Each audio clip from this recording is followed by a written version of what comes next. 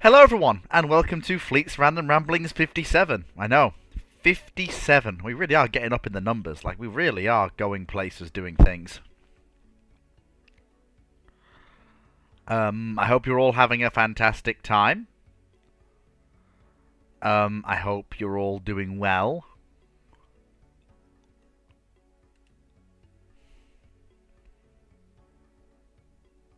And I can't help but say that I hope I'm also doing well as well, which is a bit of a odd one, but there you go.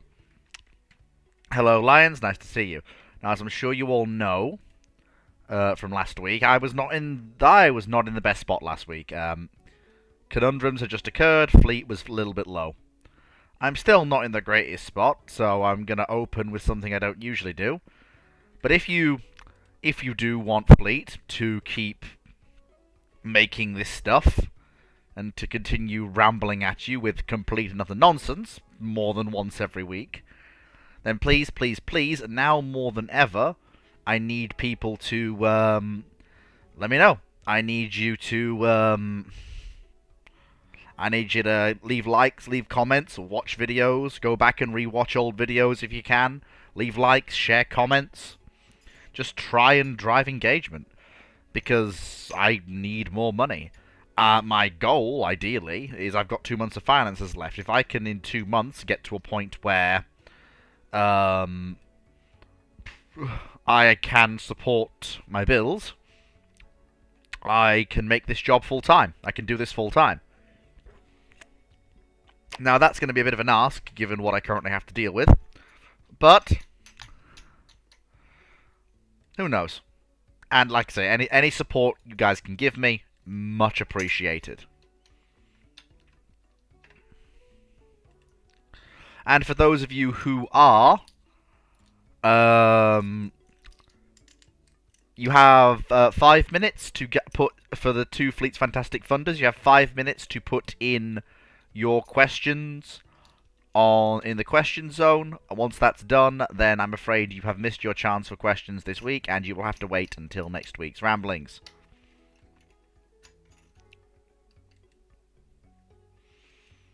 Now let's get the Discord lads in.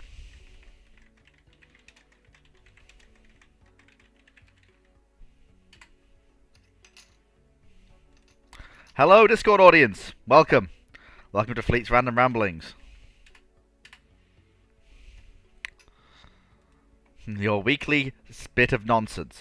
Now then, a reminder for all of you Fleet's Fantastic Funders. Brackman is the only one who submitted his week's question.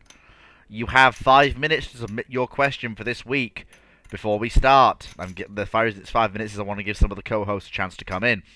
After that 5 minutes is up and we start and I answer Brackman's question, that is it. You've missed your chance for your question to be answered ahead of everyone else.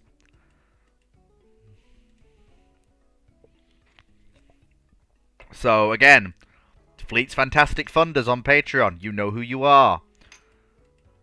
If you have a couple of minutes to to put your question in the Patreon chat that is specifically created for it. So again, I need you guys to do it. If you're a Fleet's Fantastic Funder, you got to do it. But now I'm just waiting. I'm just letting that 5 minutes wear down. Let's go and greet the people we've got. We've got Yenna, we've got Timu, we've got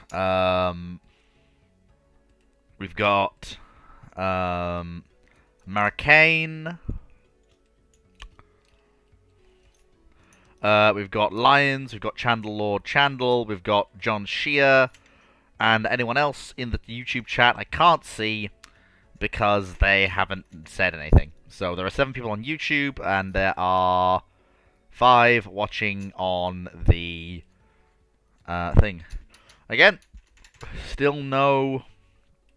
Like, Timu, I know you're a fantastic funder. You've got to put your question in, mate. Otherwise, you're gonna miss your bonus. And Lions as well. I know you're a fantastic funder. You've got to get your question in, mate. Otherwise, you're gonna miss it. All right, let's start. That's your right to pass. But hi, Stephen. Hi, Stephen Mayer. Nice to see you. We have more people watching on YouTube than we do on Discord. This is incredible. Give it Hello? time.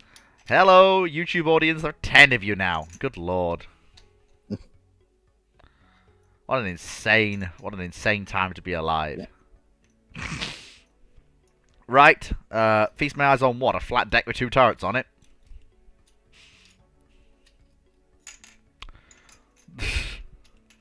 Right, so 3, 2. That looks a bit similar to a hood, but Did you? In terms of the drop down bit at the back, but I don't know why the first choice. No, lions. Lions. For future reference, you're supposed to use the chat, the community chat that I made specifically for that chance. But just for future reference, just this, it's fine for now. So Brackman asks, let's assume there is material with that you can build engines that can lift large weights if they are used. How would you design a warship of about 12,000 tons with the available current technology? Say again, sorry? I'll read that aloud again. Let's assume there is a material with that you can build engines that can lift large weights if they are used. How would you design a warship with about 12,000 tons with the currently available technology? Well, initially, I thought this was a plain question. An engine that can lift. Is this referring to basically making a ship that can fly? Yeah, I don't want to get clarification. Yeah, that's a bit of a weird one. We'll be back to that one. So the next question is from Lions, although again like a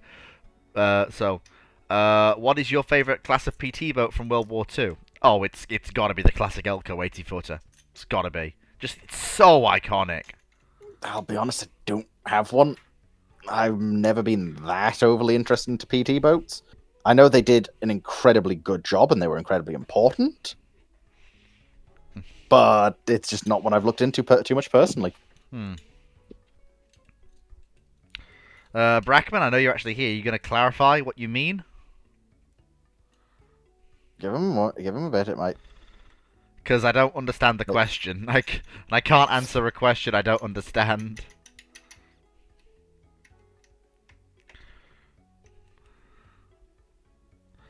Yeah, need a reference picture. All right. Okay, so while he's getting that, let's quickly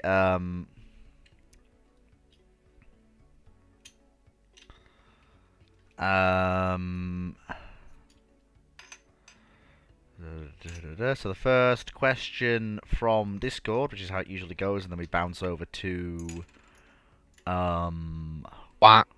YouTube and then Discord. Oh, well, congratulations. Shay. Oh, Shay. Oh, there you go. Okay, fair enough. Oh, fair enough.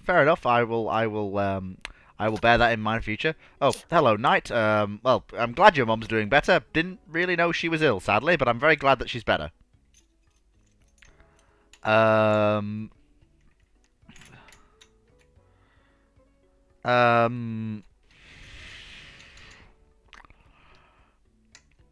So let me see. So has Brett? Yeah. So I'm just waiting for Bratman to get me that image for. Oh yeah, it is an airship. Oh, it's Last Exile. Okay, okay. So you can. Okay, so basically, if you have a thing that can levitate, well, that's really quite easy. You just have a 12,000 tons. Oh, it's simple. Congratulations, you have a flying Arleigh Burke that's probably completely spherical. Well, whatever is this meant to be? Now, modern days. Okay, if it's modern day, then you've basically. Yeah, I'm sorry. Would you risk it? You've basically got a flying Arleigh Burke. I know, but would you want to risk a ship of that size flying? Why wouldn't you? I'm just worried. I'm sorry. Why would you make a flying Arleigh Burke? Because you need something that can lob. Because if we're building a flying warship, then the best solution for something that's 12,000 tons is about Arleigh Burke size. And no, you build a new one.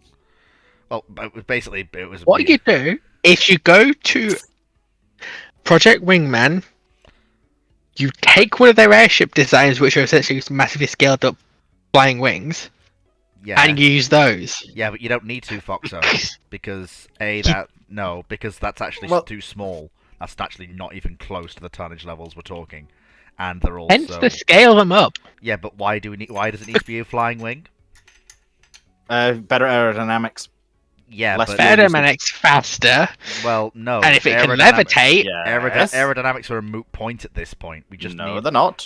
Well, they are not as basically all it needs to be really is a sphere with some control surfaces and engines attached, which is the No, best because those are angle of fire. innately inefficient.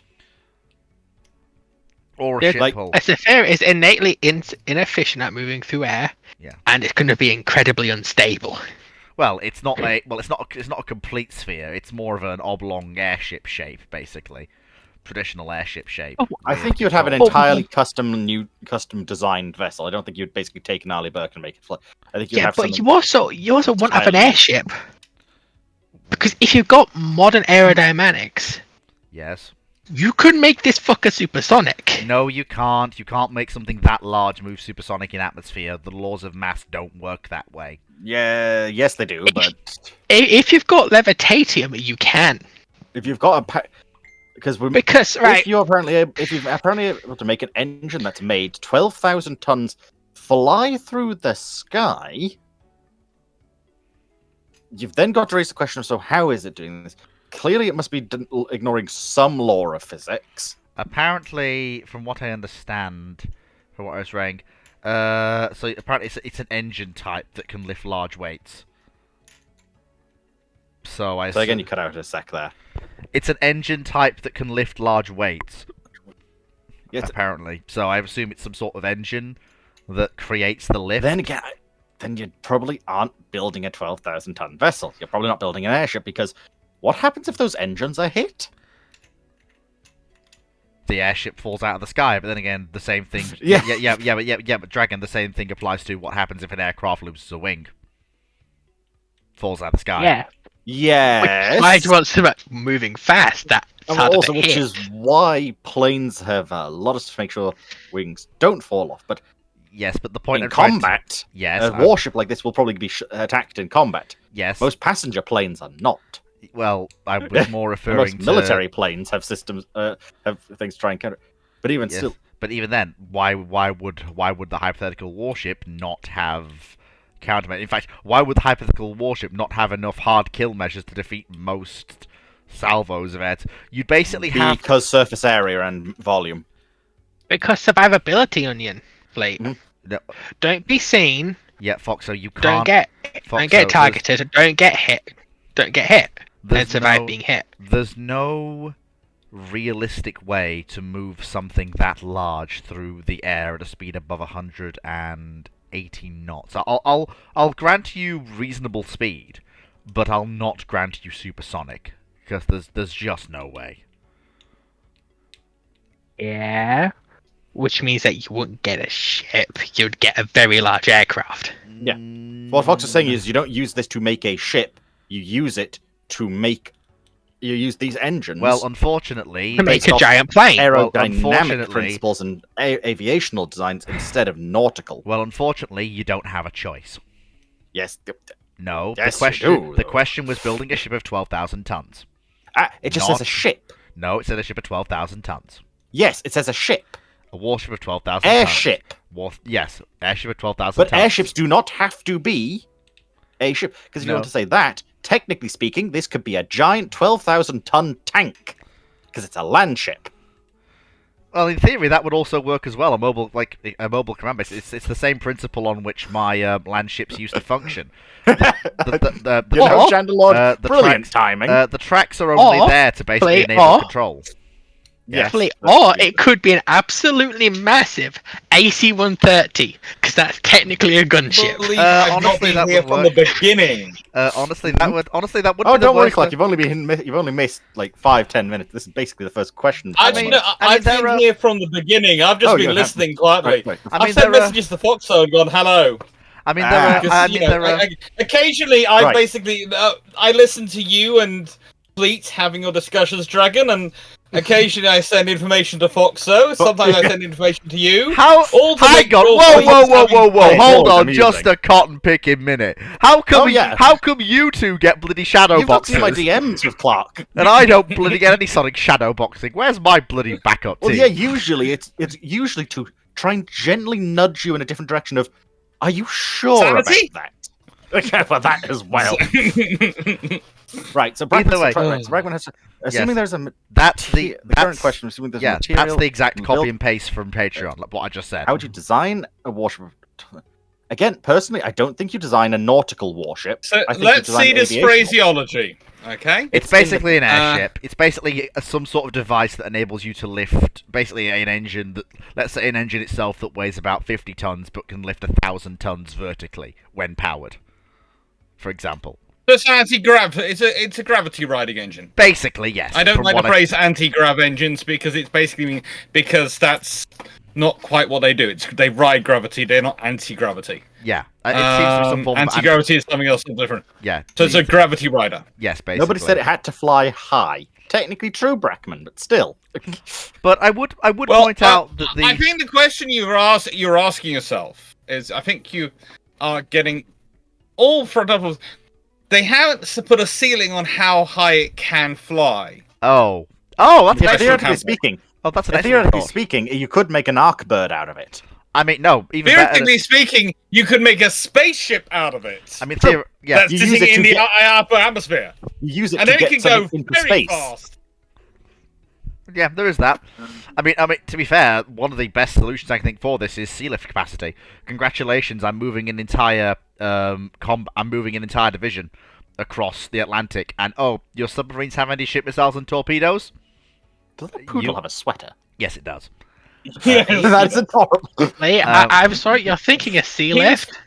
He was feeling cold. I am. Oh. It's technically a military vessel, and it I'll- and He doesn't just have a sweater; he has a bow tie as I mean, well. I mean, a nice way. it's one of the. He's going full English country gentleman. It's top hat. It's basically one of the suggestions. So, for example, Don't joke. He has one. so sea Yeah, lift. but So sea lift is an option. You're not thinking big enough. You can do sea lift with a bunch of C-130s. Yes, you can, but C-130. Am I the only one that's imagining like a space shuttle of a carrying capacity of 8,000 tons? I mean, I'm imagining a ground to orbit vehicle with a carrying capacity of 12,000 tons. No, you wouldn't have 12,000 tons. Be a little bit To be less than that, fair, probably closer to my 10,000. poodle is converting this into biscuits, and he's working out that for each ton, it's roughly about 100,000 biscuits. So for him, that's 12,000 tons. That's 1.2 billion biscuits. So that's worthwhile carrying as far as he's concerned. That would keep you going for like a week. Yeah, a week. Yeah. But saying that to one side, if you, the whole point about this ship, etc., and we're talking about it, is does the ship have to land itself to offload its cargo? Or is it a full sea transport? In which case, does it have ship-to-shore maneuvers and ship-to-shore connectors? I think the best way to actually have these ships be viable without a massive need for investment in infrastructure is to make them have some basic level of ability to move in the water. Is it though? Yeah. So basically, what you want to do is you want to build a shield carrier. Unless A you, helicarrier. yeah, unless you, Yeah, you're building a helicarrier. yeah, Foxo, unless you want to pay for the massive infrastructure of an entirely new set of land docks when ocean docks and dry docks already exist. Lee, okay, quick question. How did And also, they... do you really want one of these flying over a city? Because let's be honest, if they had an accident, that would be possibly the end of your city. I was sort of thinking, That Fleet, much tonnage coming down. how did they dock airships historically? Didn't they just put a tower in a Badly. big field? very, very bad. Technically Yeah, speaking, yes, but it is not no. a good idea. yeah. Docking No, airships that's was why never an there's exact towers science. on top of things like the Empire State Building, etc. Yeah, The idea although was you dock them on the very high promontories and very high positions. that was the And idea, they still but managed to cause trouble. yeah, that was the idea. But Basically- then the Empire State Building's docking clamp was never used because everyone realized just how shockingly dangerous the idea was. I thought it was at least tested once. It was tested once, I'm sure. Yeah, yeah. I'm sure yeah.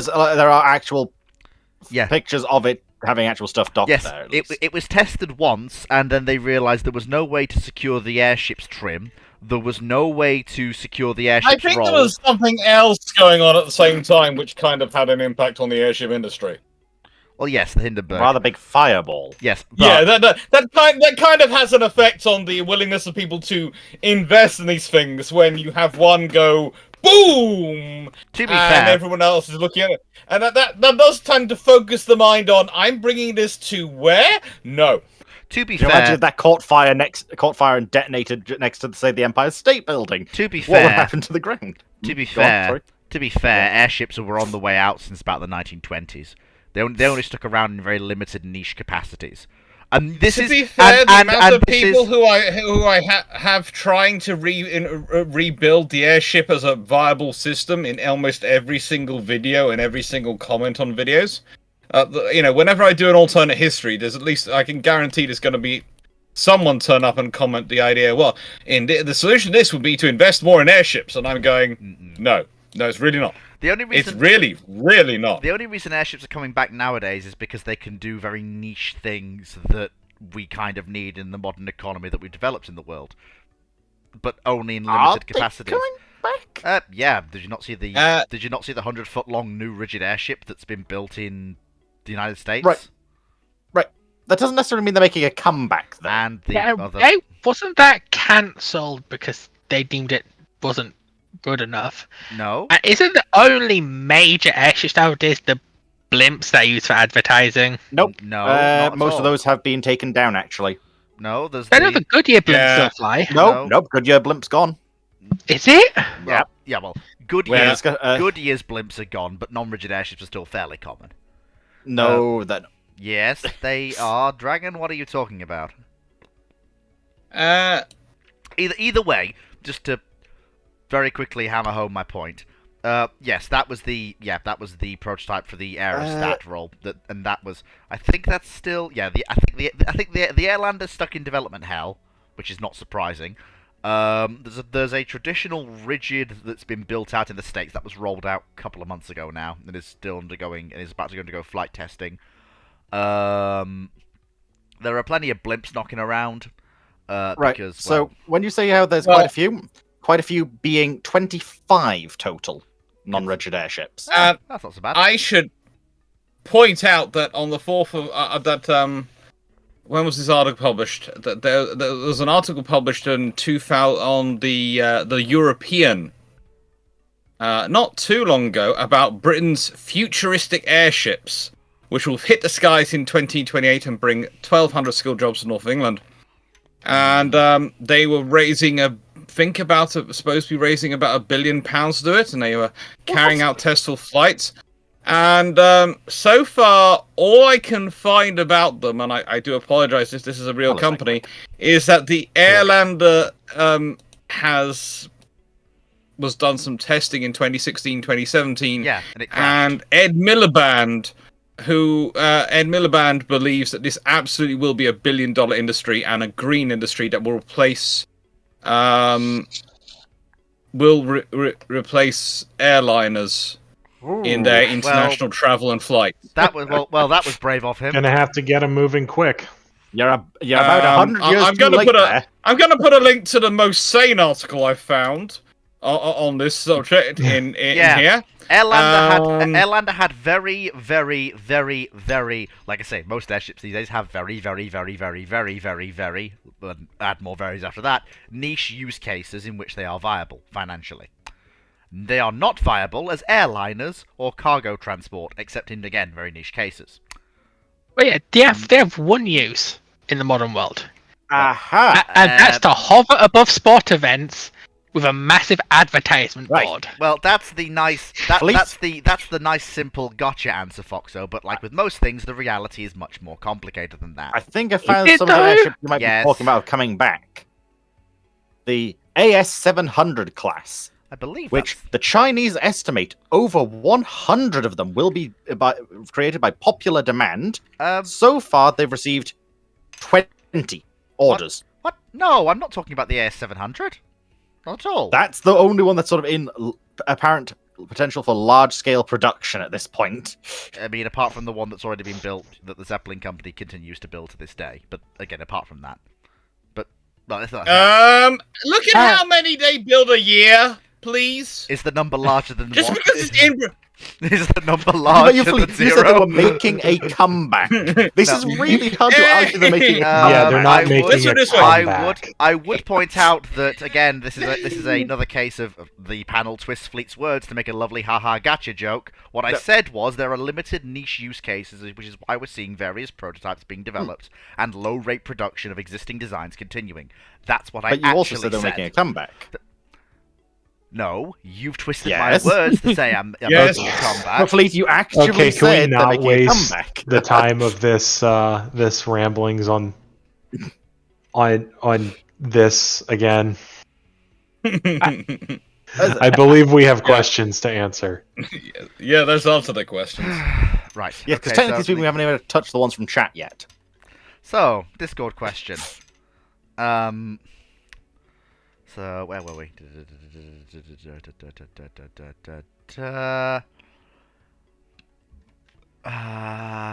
Why did the USN hesitate to send Ranger to the Pacific when, even while sending plenty of other combustible, vulnerable, and expendable flat tops to the Pacific? There has to be another reason more than Ranger might go boom. Well, first of all, combustible, vulnerable, and expendable flat tops. Welcome to a warship, for one, Yeah. but two, the main reason, particularly in a major naval war, like you're going to lose them. It's Also- part of the job. Correct me if I'm wrong, but The other thing with Ranger, there's two major things with Ranger. One is she didn't really have a great story for safely storing a good bit of her ordnance, even by the other carrier standards. And two, she really didn't have any sort of a torpedo magazine at all. No, and Ranger was basically what you get when someone's obsessed with the idea of we can build a full fleet carrier on a light fleet carrier size. It's not a good story. It's not a good piece of history. It's a case of, oh, She Could we was a please learning redo this lesson. from what I'd heard, basically the US had also deemed her basically not suitable for Pacific operations. Like, for the reasons we just For- related. But on the other, Yeah. the reason, so that's the reason why she was sent to Europe more. It Well, she wasn't- actually did some decent work in Europe. It wasn't so much her vulnerability. oh no, But it it was was very careful where she went in Europe. In Europe. Yeah, Well, yes, they didn't send her into the Africa. Mediterranean or that far into the Mediterranean until things started getting sanitized more. Yeah. Because she would have died. It wasn't like sending the other U.S. fleet carriers in where their air groups were really able to compensate, particularly once the U.S. got better at fighter direction. She didn't have the air group to allow her to compensate that way. She didn't have the sortie generation, anything like that. What she was good for was in how she got used. If you needed a single target crippled, she was good at that. If you needed to use a carrier to use dive bombers to pound facilities ashore, she could do that, as long as she had the freedom to maneuver to keep from getting spotted. And there wasn't a huge air threat. So up in Norway, off the Atlantic coast of North Africa, that sort of a deal. makes sense. They used her in the ways they could, as it was. Honestly, as a Um, design, one she's of the kind of a things- cute carrier. Oh, sorry, go on. Yeah, but one of the things one of the things which I have to say I find myself dealing with a lot of when discussing aircraft carriers, and I've just done the year of the aircraft carriers on my channel, is people looking for reasons to just say bad design versus good design. Now, I personally don't like her and do think she was a waste of tonnage. But that's because honestly, I don't think she fits the American doctrine as well when they're making their compromises. I think Wasp is a far better fit, but she is a learning curve, and she's still useful, and she tries her best. Now, personally, also, I would say I wouldn't want to be on her in open sea, but that's because she bent, quite literally. Occasionally. Yeah, she was the U.S.'s first attempt at building a carrier, a dedicated carrier. One, but two, in that sort of size range. The U.S. had to learn how to do that. And you make mistakes when you're trying to learn quickly. And it's notable to see that they very clearly learned those lessons, because when you immediately look at the following carrier, Yorktown, right? You got Yorktown and Enterprise following up. And they do a pretty good job of dealing with all those deficiencies. I mean, they're not like the Essexes, but by the time the U.S. Navy's working on the Essexes, they already have some lessons of operating Ranger, I think, Yorktown and Saratoga and Lexington. I think Ranger's design started before Lexington and Saratoga had really gotten too much operations under their belt. Correct me if I'm wrong there. Yeah. So it was almost a shot in the dark at a true fleet carrier. I think her design. Not quite, Ranger but almost. I think her design. Ranger was them trying to basically do the opposite way. Fleet. They're trying to do the opposite they did, and they had to do with the Lexingtons. Because with Lexingtons, let's be honest, I don't think. Although I have now encountered some gentlemen from the Burgaboo, Hurrah Boo, I'm not sure what we call it, Freedom Boo, Freya Boo group, who do claim that she was perfectly in tonnage, and the American architects were just that good that they managed to perfectly hit the 37,000 ton mark. You don't perfectly hit that unless you're fudging stuff. Yeah, but according to them, they did, and I'm completely wrong, and an evil British person, an evil British colonializer, because I do not believe the American architects could do that. I don't believe anyone could do that. No, it doesn't matter who it is, honestly. But the thing is with the Lexingtons, they got them so big that I almost think Ranger is a reaction of going, okay, we've done something which is almost to the maximum Lexington Saratoga. Can we do this as the minimal? What can we get as the minimal? And then can we churn them out was the idea behind it. But yeah, Ranger just had so many compromises, it even compromised on their doctrine. Yeah. And that's never a good thing to do when you're designing a ship. Yeah, I think that they're like all of that very, very true, but there is also another element. Like, they're learning the lessons from the first fleet problems with first ships standing in for carriers with float planes, and then with Langley. And what they learn is that a found carrier... Well, the lesson they think they learn is a found carrier is a dead carrier. And Ranger is basically if we have as many carriers as we can have, aka we have to make them smaller, then... That's not Ranger. Then we won't have... No. That's not Ranger at all. They compromised on not having torpedo storage. In an era where dive bombers with heavy enough ordnance to do serious damage to large capital ships outside of other carriers, which weren't at that period truly considered proper capital ships. Like, dive bombers couldn't do that. It's more a case of, how do I put this? They're trying to work out how to maximize these things, but the interesting thing is, the one role which Ranger could have seen herself deployed to the Pacific and would have been an interesting thing to if she had been, is if she'd been deployed early on with the carriers and so it turned up at, let's say, at Coral Sea and Midway as a fighter carrier. Literally for the air defense role. And actually, she could have been quite interesting for that. But they didn't do that. And I think that's more a pity for them, because I think if they had a carrier, had even Ranger there as a fighter defense carrier, if they had the fighters and they had the ability to do that, they could have had a very different result in some of those battles. Although I think the Japanese IJN air service would still have been gutted by them. But the thing is, they've probably been annihilated by them, and the Americans might not have lost so many carriers. Although there is the other problem of fighter direction at Midway and everybody being on the same radio channel. So at some point, more fighters isn't going to necessarily help things. It might hurt. Yeah, yes, but also if you've got a dedicated fighter carrier, my theory is that would take over the coordination of the job. They'd pass it. That would be the only sensible thing for Ranger to take over the coordination role, which might actually sort out some of those problems. No, it would be. And then you have the fact that they're perfect. operating in two different groups of carriers too. So whichever one gets caught out. I mean, maybe you have her working with Yorktown, to help cover that, but there's also no guarantee because they probably would have pushed her out with the other two because she would have been ready. The whole reason Yorktown was late was, well, if you get there in time, you get there in time. But we got to get the other carriers out. Well, that does mean the other two get a how do I put this? A bit more coverage. Yeah. So, YouTube question. Chandler says, important question, apparently. Recently in Valencia there has been heavy flooding. What is the standard procedure in such an emergency in the USN, Royal Navy and Spanish Navy? If you're a ship and you are nearby, and heck, even some cases if you're not nearby, you go and render assistance if you can. What do you mean? Hang on. Finish the question. Like, what is the standard procedure for what? That was the full question. Like, for keeping the ships from being...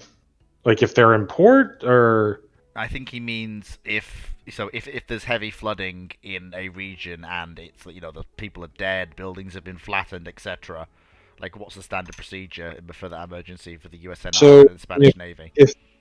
If the U.S. Navy has been asked to assist a foreign country, they'll assist as and when they can, largely through just using helicopters to try to help people and ferry supplies around. When it comes to flooding damage, your biggest problem is loss of bridges and roads, and it makes getting supplies to people and getting injured people out very difficult, because a lot of times you tend to put roads down near rivers, particularly if you're in a hilly or mountainous region, because that's where it's flat. That's where you have the openings. Either way, you have to put bridges over rivers when you do it. And if the bridge is relatively low, there is a very good chance in high flows of its supports being undermined or the bridge just getting washed out or severely damaged by debris. Now, if it's the U.S., bringing the active duty military in requires several different layers of declaration of emergencies, a state request to the federal government, approval of that, and then the active duty military can come in. It's why it took a little while for the 101st Airborne Division to start rendering assistance in Western Carolina and Eastern Tennessee and Kentucky with the Hurricane Helene flooding that devastated Western Carolina, Eastern Tennessee. National Guard units were able to get in there earlier, but it took a little while for the permissions, basically. Yeah, federal units to get in because they had to get permission. They pretty much started mobilizing right away, but it takes a while to get standard air assault helicopters rigged up for the mission, people trained and briefed on the flight conditions and the airspace and the lay of the land and stuff like that. But in terms of a Navy rendering assistance, it's typically the biggest asset that the U.S. Navy can bring to bear in a situation like that is the fact that the U.S. Navy has more Seahawks than it does hangar space on its deployable ships. So the U.S. Navy generally is going, if the ship is in an area and it has a hangar or two, it's going to have a helicopter or two on it. Now, in terms of assets the U.S. Navy typically keeps in the area, generally there'd be a big deck amphib in Europe. Right now things are a little bit different with the current unpleasantness in CENTCOM. I'll leave that there. But a U.S. Navy super carrier would have to be pulled off the line in the Eastern Mediterranean for its keeping an eye on Russia and again, the CENTCOM role, right now and race back across the Mediterranean. And the Spanish Navy themselves have Juan Carlos I, which is a big deck amphib. So they do have a helicopter ship there if they wanted to, but they're probably going to operate their helicopters from land bases. And there's It's more also efficient. a problem. One of the things that you also have to remember comes up, and this is something which I have to introduce to in students sometimes in classes when we're talking about these things, is there is a problem with actually saturating too many resources into a disaster Yes. recovery, a disaster zone, because you overwhelm the facilities already there, and you actually make it worse. And it's kind of the similar principle as why we say roughly 90 aircraft is the rough limit for what you can sensibly operate from an aircraft carrier. Because you can overload the human element of the command and control system. And in a disaster zone, the human element of the command and control system is probably going to be the most important part, but is also going to be the most vulnerable part and the most tired part. And you don't want to overload that because that can lead to subsequent disasters. And there are good examples in history where more people have been lost in the actual recovery phase than were actually lost in initial disaster because of accidents that took place due to these systems getting overloaded.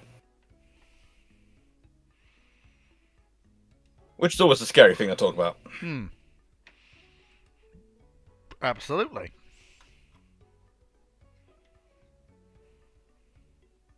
Yeah, and How in you these doing, sort Steve? of scenarios where ships come in handy is where you have very limited infrastructure to support recovery efforts, and you're along a coast. For example, as Gunnery Officer just brought up, the 2004-2005 tsunami in Southeast Asia. Many of the airports and stuff like that were right along the coast because that's where it's flat, that's where you can build. And, well, it's a tsunami. So that's where sending a super carrier in to act as a helipad and like a jumping off point to fly people out and in and get them in via helicopter makes sense. Same with a big deck amphib. It doesn't always make sense to show up with some of these assets.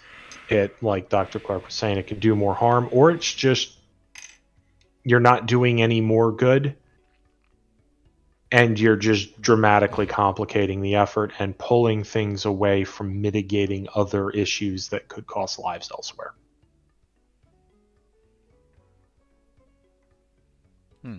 So, YouTube question. Are you writing notes down, Fleet? Am I writing notes down? Yeah. No, not particularly. Because I keep hearing someone writing notes, and I'm wondering if it was you writing down on a piece of a notepad No, or a no. whiteboard. It's not me. So I'm not sure if that's a Might be me writing a letter. could be. Could be. Brack, I'm not sure if this is a question, but I'll ask it. Brackman on Discord asks, is a gun breach still a breach if the ammo is fabricated inside the gun? I'm not sure. The reason I'm confused is how do you fabricate ammo inside the gun? You can't.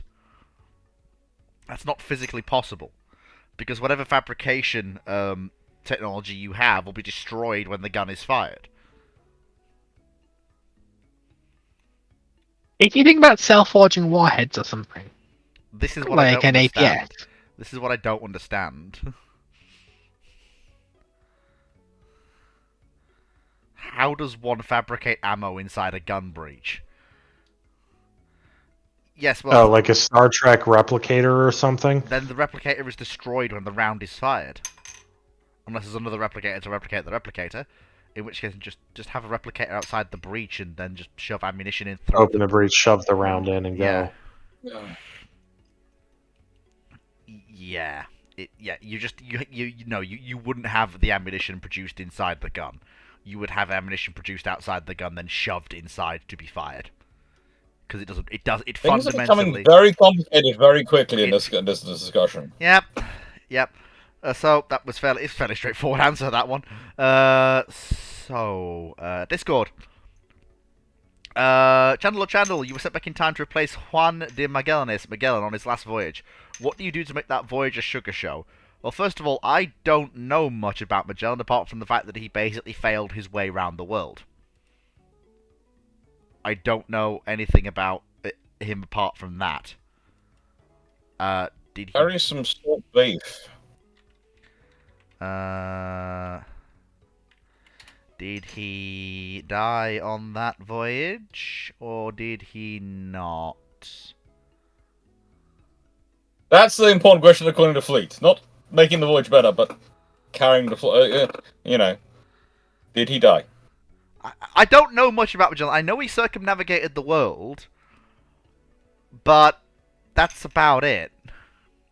I'm on Fleet's side here. Not dying on your voyage around the world is probably better than dying on your voyage around the world. Quotes from Fleet. So, yes, he did. Okay, so yes, he did in fact die during the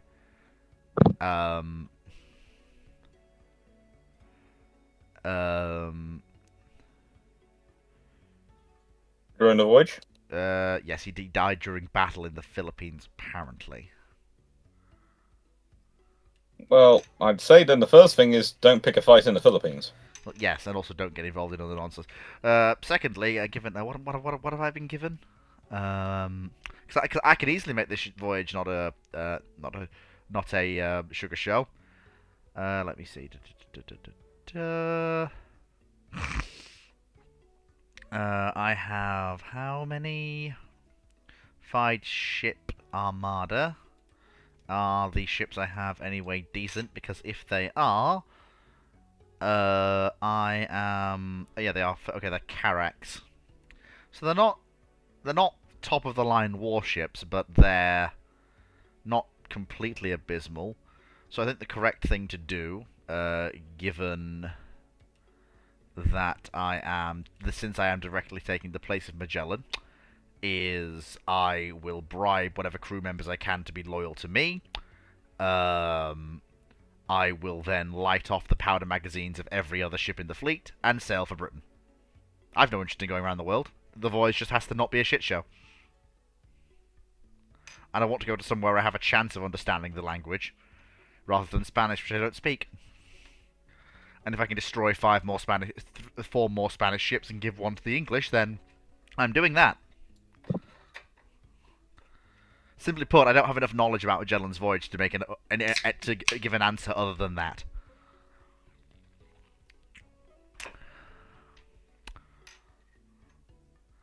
If it's me going back, that's what I'm gonna do.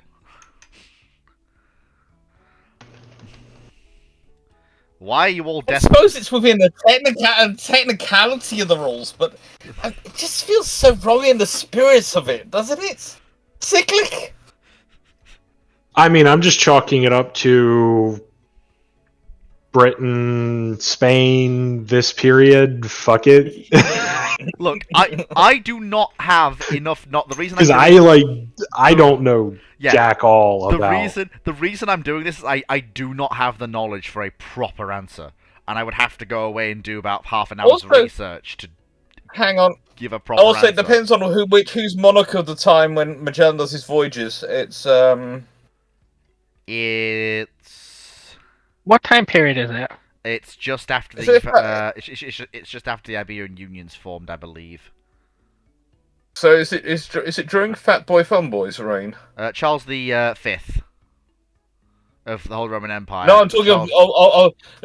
I'm talking about Britain. Who's the monarch in the UK? Because that might affect your likelihood of surviving. Yeah, 1519 is when we set I'll off. be Mr. Brain Damage, won't it?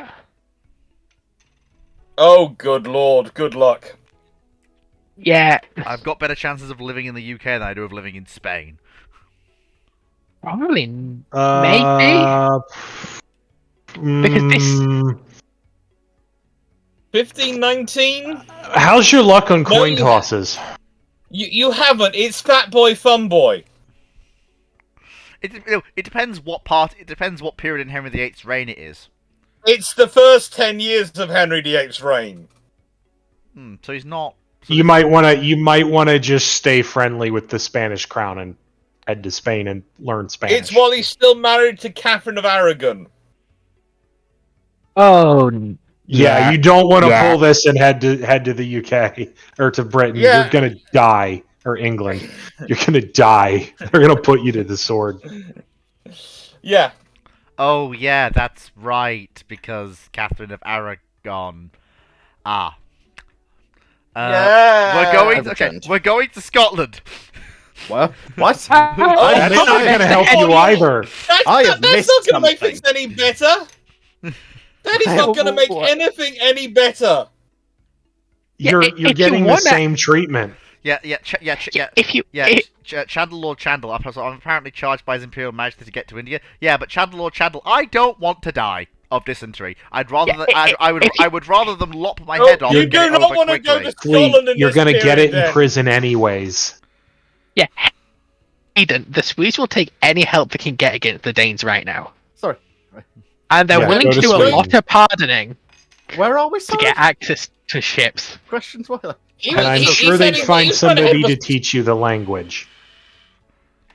I mean, it can't be that hard to learn Swedish, right? The famous last It's words, fine. but I mean, if the crown is fine. paying for your Chandler Lord Chandler, I teacher don't have slash enough. translator. I don't know enough about the period to answer the question. So if I'm going to Right, India, what is the question? Sorry. it's apparently I'm supposed to make the Oh, I thought- Magellan's voyage not a shit show. Yeah, but Chandler Lord Right, Chandler. that one. Right. Yeah. Thank you, because I needed to actually see which one. Chandler Oh, Lord beef. Chandler says he doesn't care. Magellan has sold the voyage already. I don't have a choice. Yeah. Thing is, if you want me, you've sent me back in time. Salt beef. You've sent me back in time. I have the choice to not do it. I could just run away. I would much rather do that than And set why off would on you a run? voyage. To set off on a voyage with no citrus fruits, no decent food, very little fresh water, with a crew of people who I don't even speak the same language as, and who will likely kill me because I'm not Magellan. Depends. Can you get your hands on citrus fruit?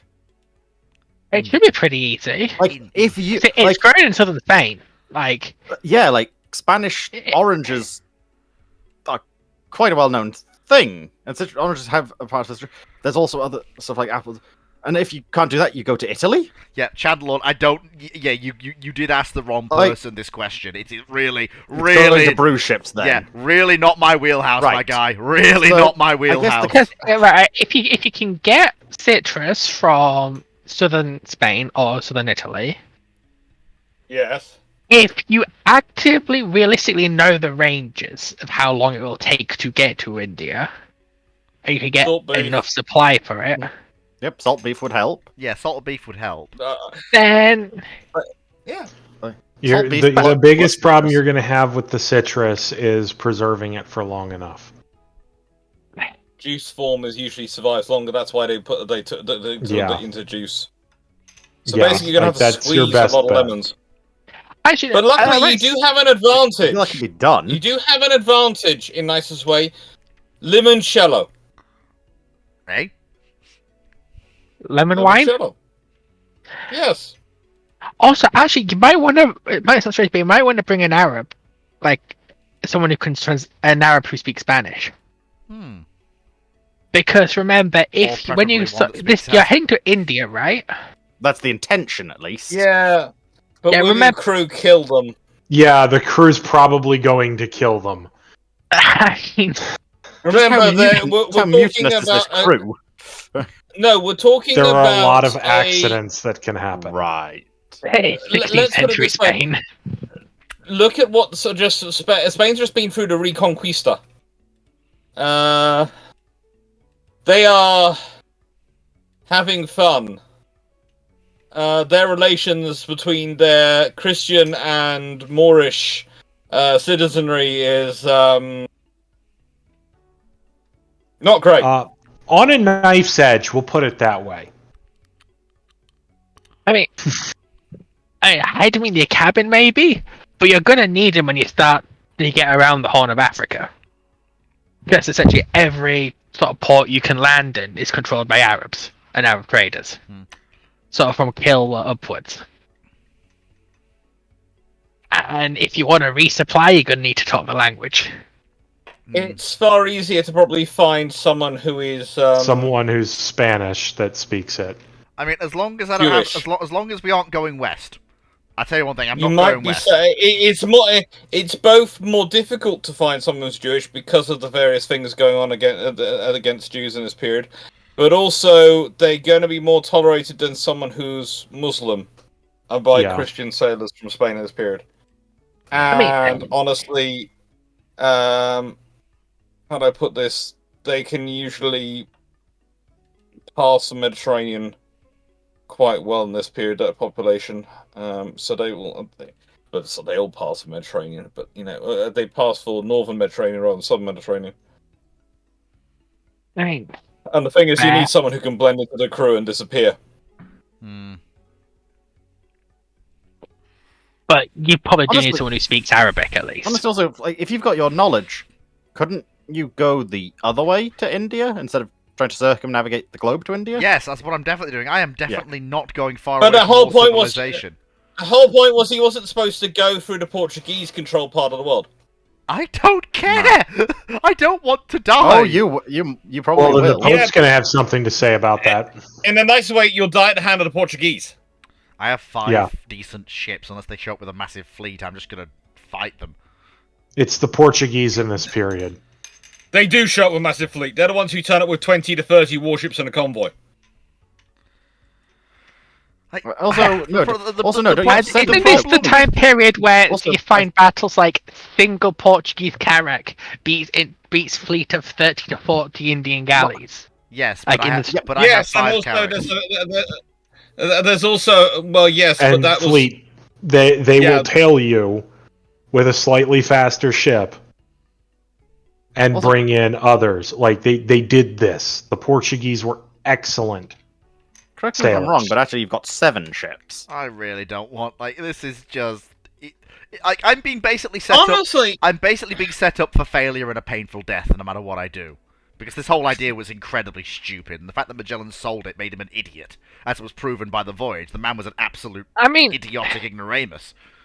no, without hindsight, it's not a bad idea. Yeah. I think it's an entirely potentially doable idea. It's a Keyword lot like potentially. it's a lot like the searches for the Northern Passage. It makes sense it would be there, and they're not idiots for trying. It's just it wasn't there. It was there, it was just buried under ice. Yeah. Otherwise, I need to ask a question about that. Stick in the chat and we'll get to it maybe. Either way, Fleet's not confident Right. about his chances of doing So, any better than Magellan. That right. So there you go, Chandler. There you basically have our opinions on it. Fleet basically screaming, no, I don't want to go, as he's slowly being dragged off by probably some Inquisitor. Wondering who this man is doing a So, weird next. version of English. No, What you is wouldn't it? even sound like English. Mhm. That's the other thing of going to England at this point. You'd sound like a foreigner, because you basically would be one. Honestly, Remember, English is still a gendered language at this point. I know, would you have to remember, so Sick- because I Sick's know how accent to would do speak like a better. mountain Appalachian. I am probably better able than you to understand what is being said and to get understood. Yes, probably. I mean, but you're not Because going to be a understood. good chunk of the Appalachian Valley accents are much closer to the English of that time. And just the basic American accent is dramatically closer. Like your standard generic American, not Texan, which is what most Europeans think is generic American. I mean, but you still got the issue of the English language is nowhere near the same as it.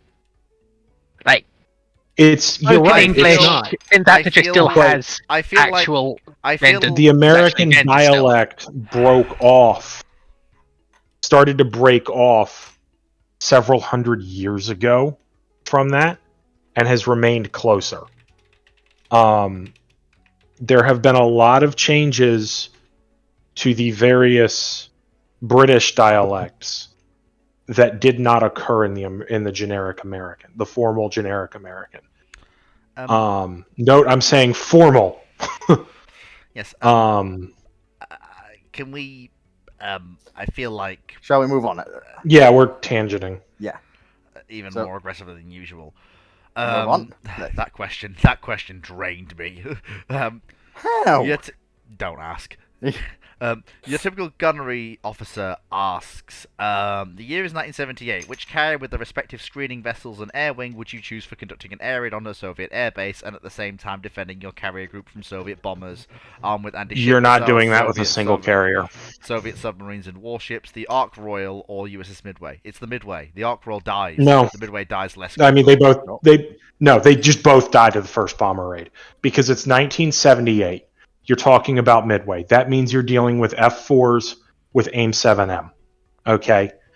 The other thing here is Midway is utterly incapable of generating the sortie rate to keep up outer air battle with F4s in this kind of an environment. I actually went looking through her deployment history. She gets F-18s relatively early, but she doesn't do North Atlantic cruises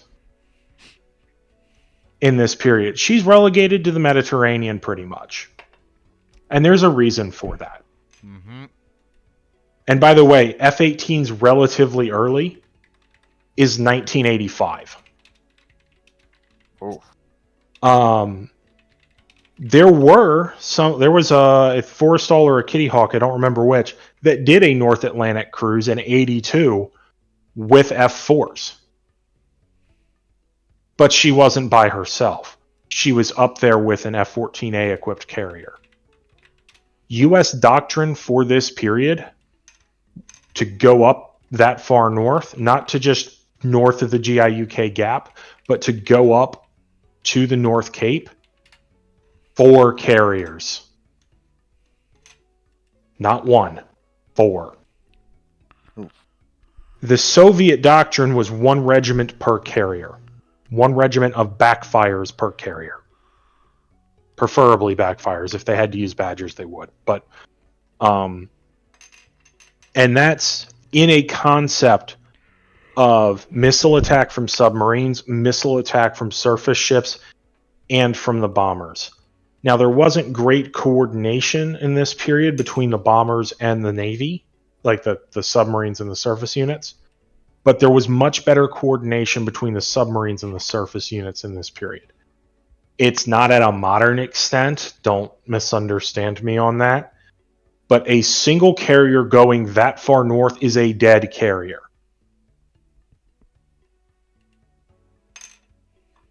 Heaven forbid it's Midway or Ark Royal. Gunnery officer is mentioning in relation to this, Midway has bad seakeeping as one of the main reasons why she's being kept away from the North Atlantic? Question mark. I'm sure. How do I put this? I'm sure that factored into it. However, in terms of capabilities, she can't maintain the tanker support required to keep her F4s out far enough. A Forrestal and Kitty Hawk could do it. Barely, but they could do it. While still maintaining the AWACS. But even then, you know, that dual carrier cruise, and they met up for the North Atlantic portion of it, they didn't go up to the North Cape. Nope. They didn't even go halfway into the Greenland Sea. Yeah, that's no-go zone. Now, to be fair, because going too far north was very diplomatically uncouth, seen as pretty provocative. There were, unless it was a major NATO exercise, there were some exercises where we did send a single carrier up by themselves, trying to lay low, avoid being caught by the Soviets and detected. We had one that did it and then snuck into a fjord, sat there stationary, running flight ops, fully within striking distance of the major Soviet naval base. from a Norwegian fjord, Good sitting lord. there. Good lord. Okay. It got to that fjord undetected, despite the Soviet satellite capability. As well as the Soviets actively trying to find this thing because they knew the carrier wasn't going where the media and the Navy said it was initially going when it deployed. They realized very quickly that this thing didn't go through the Straits of Gibraltar. That's because where did it go?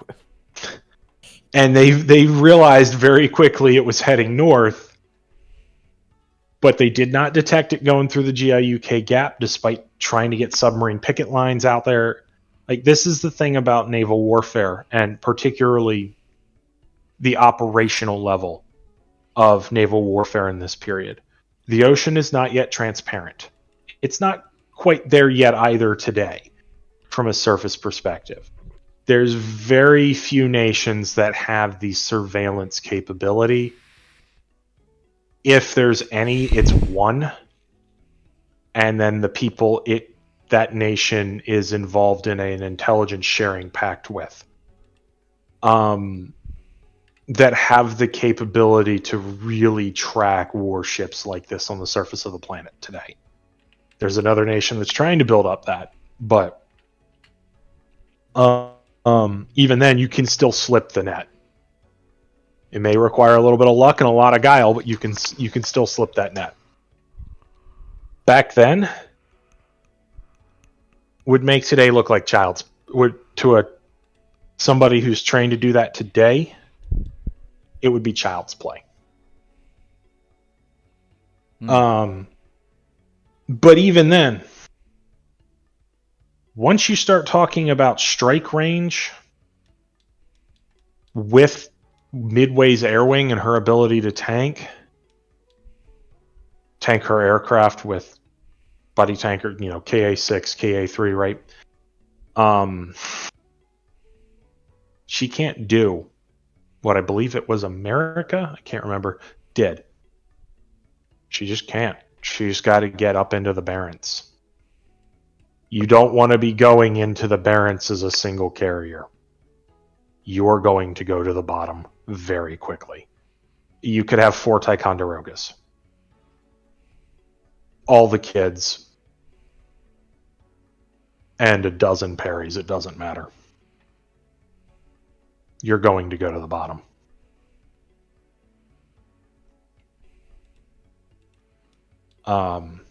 Now, thankfully, it's 78, so you don't have to deal with the 3 Sovereignities that are up there.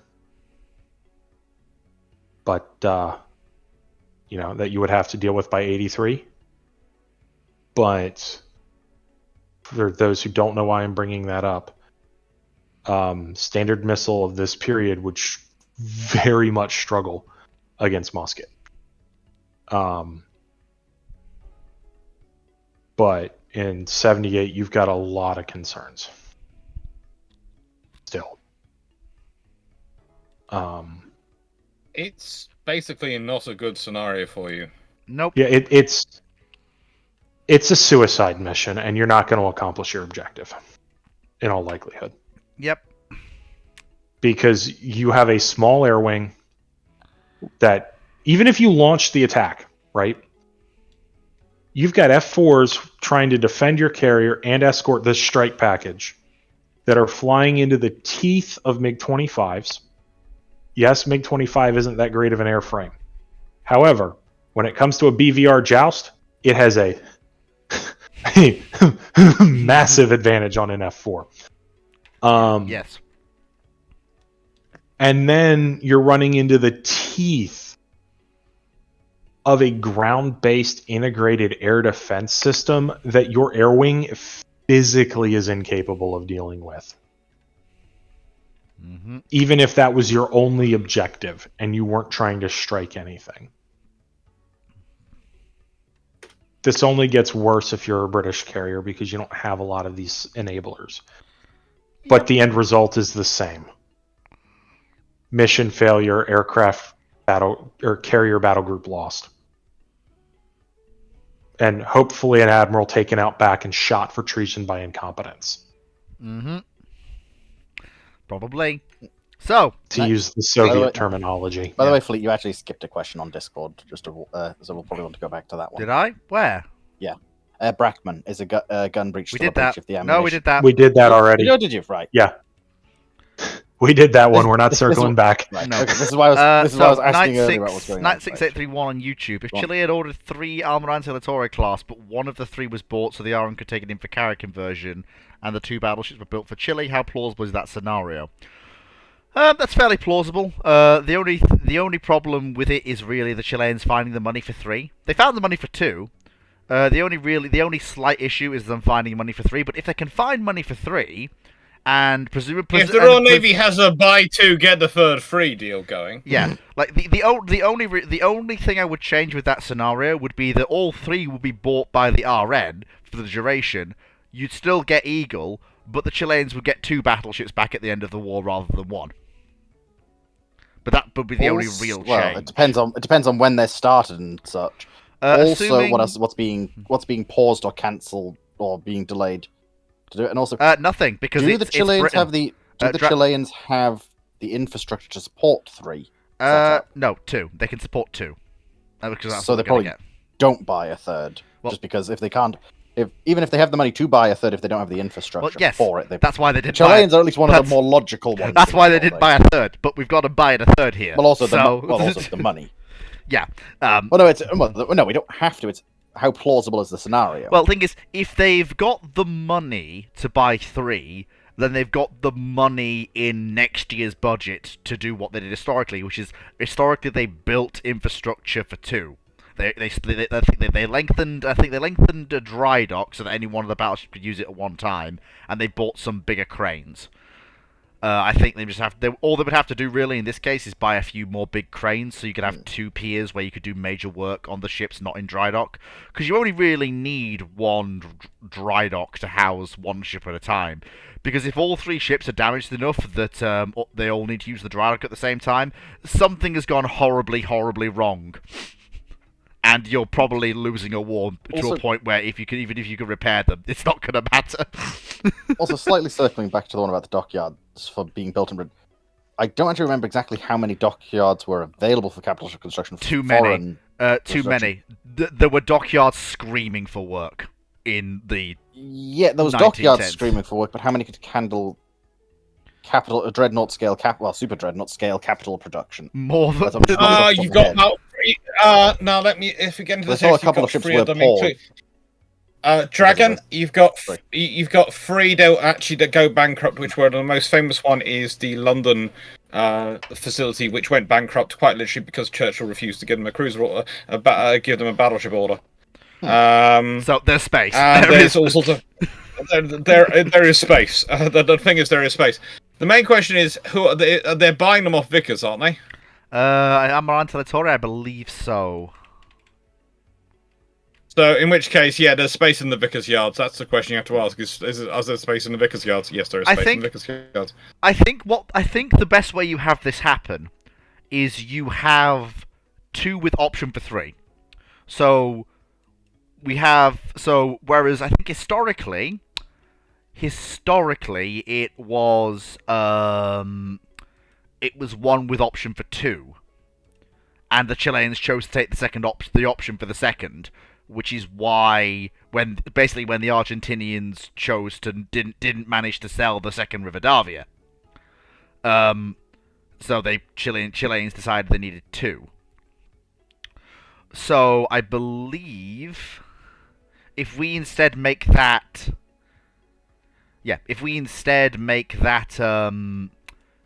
2 with option for 3, and let's say the Chilean option for 3 is if let's say they want to be able to fight both Brazil and Argentina at the same time for some reason.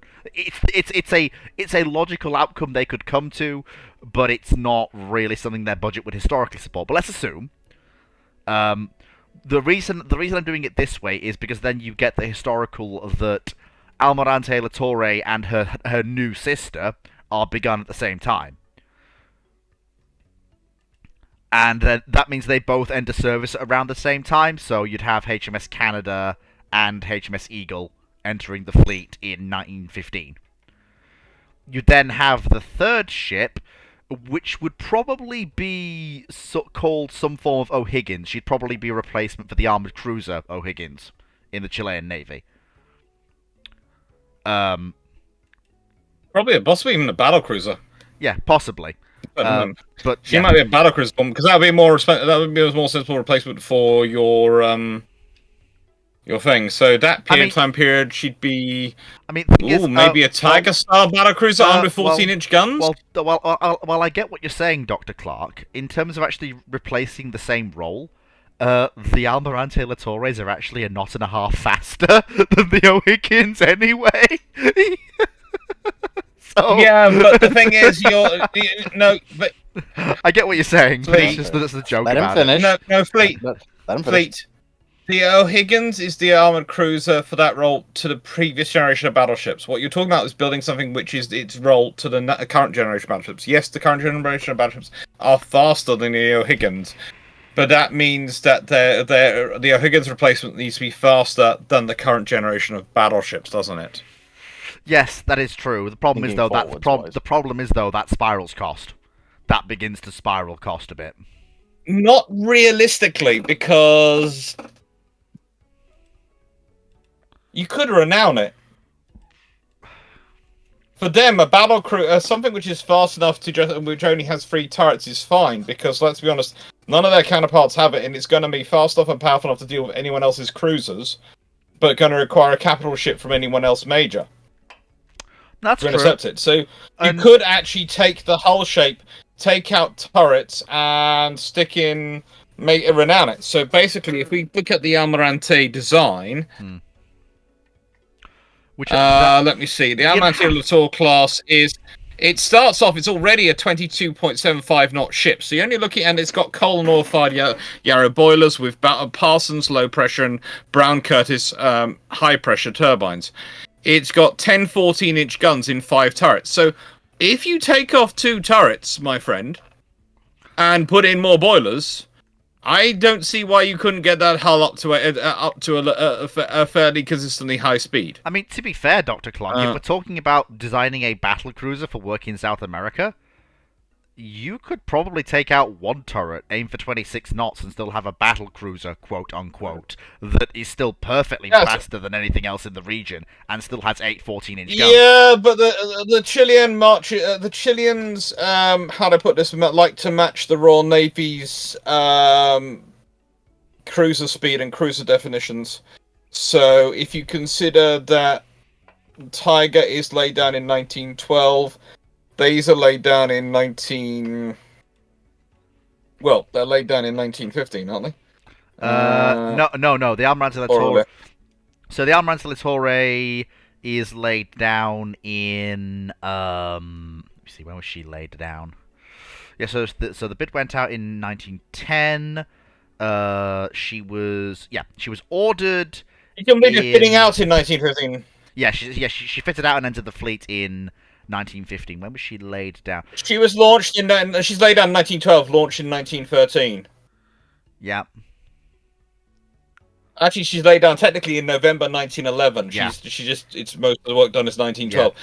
So actually, oh good lord, that does match up with Tiger. Yeah. So let me and see. Queen Mary. Yeah. Let me see if I can see when Eagle was actually laid down and launched, because that's gonna indicate when the second when the third ship thing is laid down. The Litores are 22.75 knot ships, right? Yeah. Right. Already. Yeah. Well, how does how does Britain make its battle cruisers? It sacrifices a turret, adds in more boilers. Yeah. So from what I can see here, Dr. Clark, the first 2. So yeah, I was actually right on the money. The Chileans had 1 definite option for a second, and they took the second option, and Eagle was laid down 20th of February 1913 at the Armstrong Yards in Newcastle-on-Tyne. Because both these ships were built by Armstrong Whitworth, not Vickers, which was what we thought they were going to be. No, they're Yeah, all they're Well, all that's like even that. that's even better. They have the yard space, definitely. So in that case, then we've got 2 ships entering the fleet as battleships in the Grand Fleet in 1915, and then the battle cruiser is laid down in February 1913, which at that point absolutely matches up with, I believe. Well, actually, at that point, I don't think the Royal Navy's building battle cruisers, are they, in February 1913? So what would she be then? They are. Or is that, or am I getting confused? Or is that Tiger? That might be Tiger. That's Queen Mary and Tiger are still under construction at that point. Queen Mary's not completed till August 1913. No, sorry. Allow me And- to rephrase. I- I meant laying down anything in 1913 that's a battle cruiser.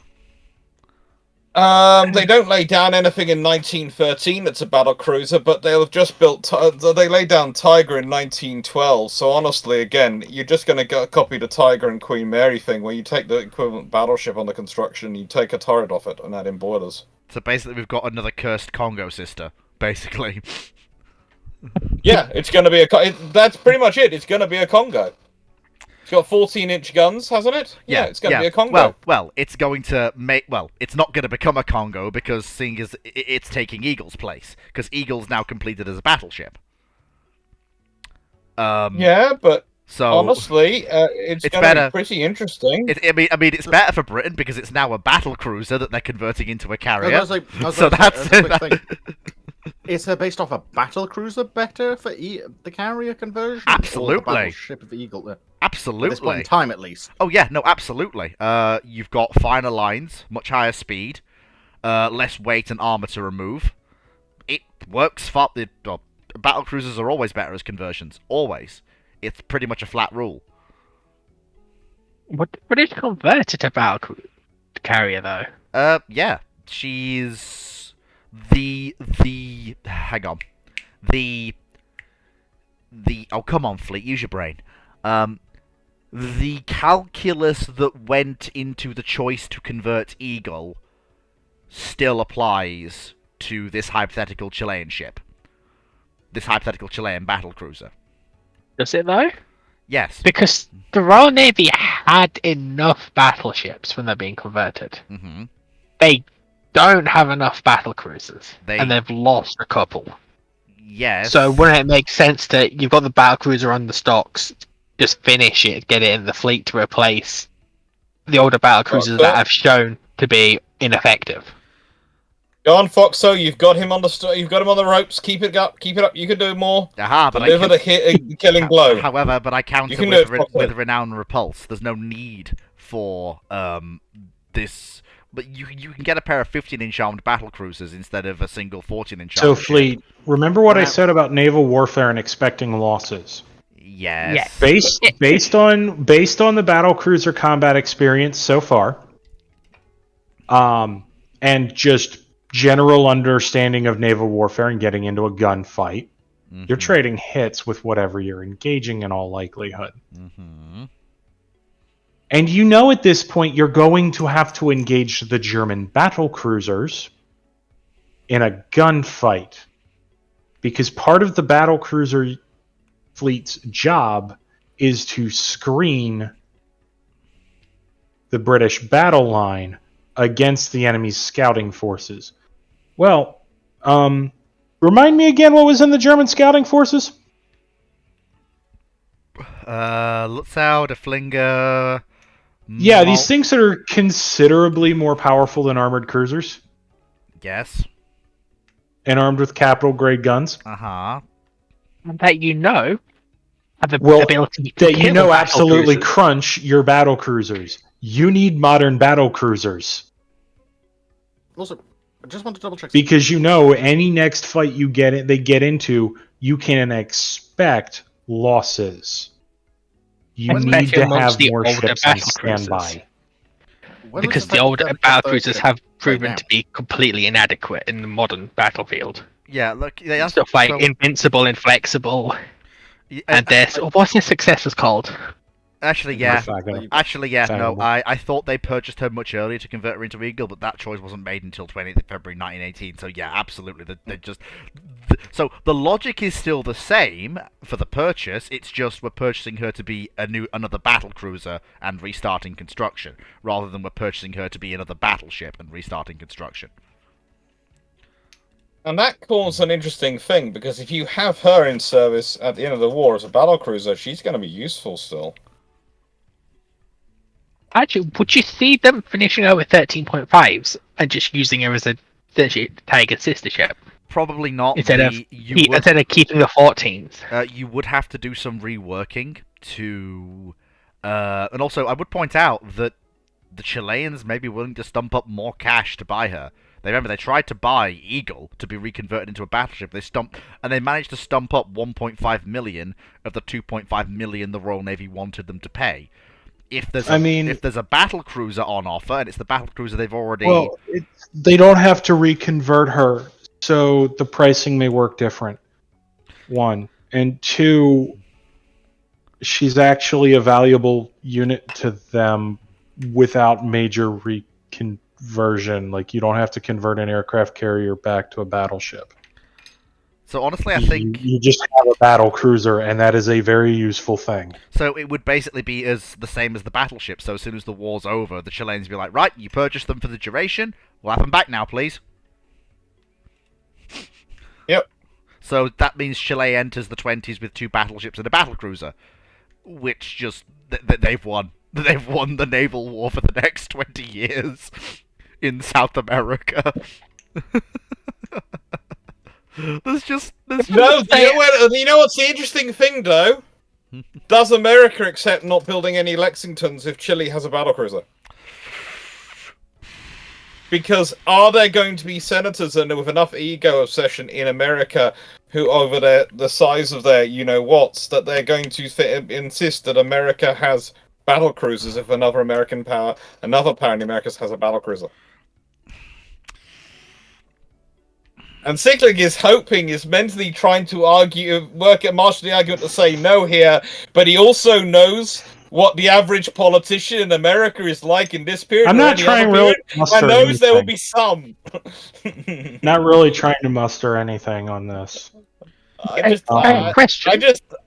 just think the Americans end up completing a Lexington battlecruiser under this scenario. Yeah, that would require massive changes. Is there a chance for this that the Royal Navy... Not really, because they were building them. Yeah, is there a chance for this the Royal Navy goes, you can have the 2 battleships back, but we will pay you for us to keep the battlecruiser? Because the Royal Navy's got an obsolete battlecruiser force, they've got a second Tiger, and correctly, the Royal Navy want to keep Tiger in the 20s. Oh, yeah, no, Foxo. No, the Royal Navy will absolutely make the offer, but the Chileans will dig their heels in and go, the agreement was... They may or may not. It depends how much money they're offered. It depends how much money the Royal Navy's offering. The Chilean government may look at the Navy and go, suck it up, Buttercup. Yeah. And if they've tried... They might also then go, well, we'll pay you money for the battlecruiser and throw in, say, a number of destroyers or cruisers, perhaps. I mean, bear in mind... try and sweeten the pot. Yeah. Like, there's a lot of options Britain has to try and go, if they really do want to keep her, hey, we'll give you this if you let us keep her. Style thing. It's possible. Oh. It's what possible. I have just... Well, if I say... okay, right, and I'll share my screen, because that... Can I share my screen? On this one? Yes, I can share my screen. Cool. Okay. So, I am currently designing options for my 9.2-inch gun alternate history heavy cruiser, and I see. This is what I've just put together. It's got triple 4-inch guns. Of course, they're not open mounts because they don't offer that. But it's got 3 triple 4-inch mounts on each side. You mean the ones It's got 6 9. I thought those It's ones got 6 didn't work. 9.2.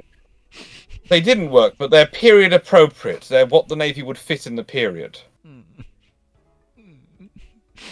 So you might not like them, but they're what the Royal Navy would fit in this period if they were going to build this. With 9.2-inch guns. Now, she's a little on the heavy side because of the compromise I've had to make it work with UAD's system, because it kept insisting that she was massively top-heavy. So So I've had to add in basically, in the nicest way, I will admit that what I've had to do is I've had to make her main deck 6 inches thick to get her to be stable, and an aft belt of 6.8 inches, which wouldn't happen. It'd be about 3 inches and maximum 3 inches on the deck because I basically use a Tiger's armor profile as the basis. Also had to do this to the Citadel armor to also make her a bit heavy, a bit sort of more stable. But this looks pretty darn good to me. It looks pretty darn sexy. It looks. The Royal Navy go for a alt turret though. The only thing Huh? I would say. What do the Royal I'm Navy gonna go put- for an alt turret? So drop the armor a bit, add the alt turret where the 4.4 are. Go for I like a will Tiger say, style layout. I have been playing around with that for a twin, for another 4th turret, but the trouble is, actually no, that gets it on that sort of weight limit still. 4 weight offset still not 100%. But there you go. There's your 4th. There's your 4.4. That's You like this design, Foxo? It's an Yeah, interesting, you've got a this is the- 6-gun battery. Yeah, it's an interesting thought. 8-gun battery. this is a fairly good. This is an interesting vessel to me. This The is only- this is something which could work. The only thing I dislike about it is it looks like it's got a really long nose. Oh, it does. Like- It does like, because it you know, is a long. because here is the thing with UAD. The only way I could get it to work as a layout is if I went to the battle cruiser line and I went for the smallest option in the battle cruiser line. I'm not able to build a heavy cruiser in this period as big because they go, well, no one was doing it historically, so we don't have it.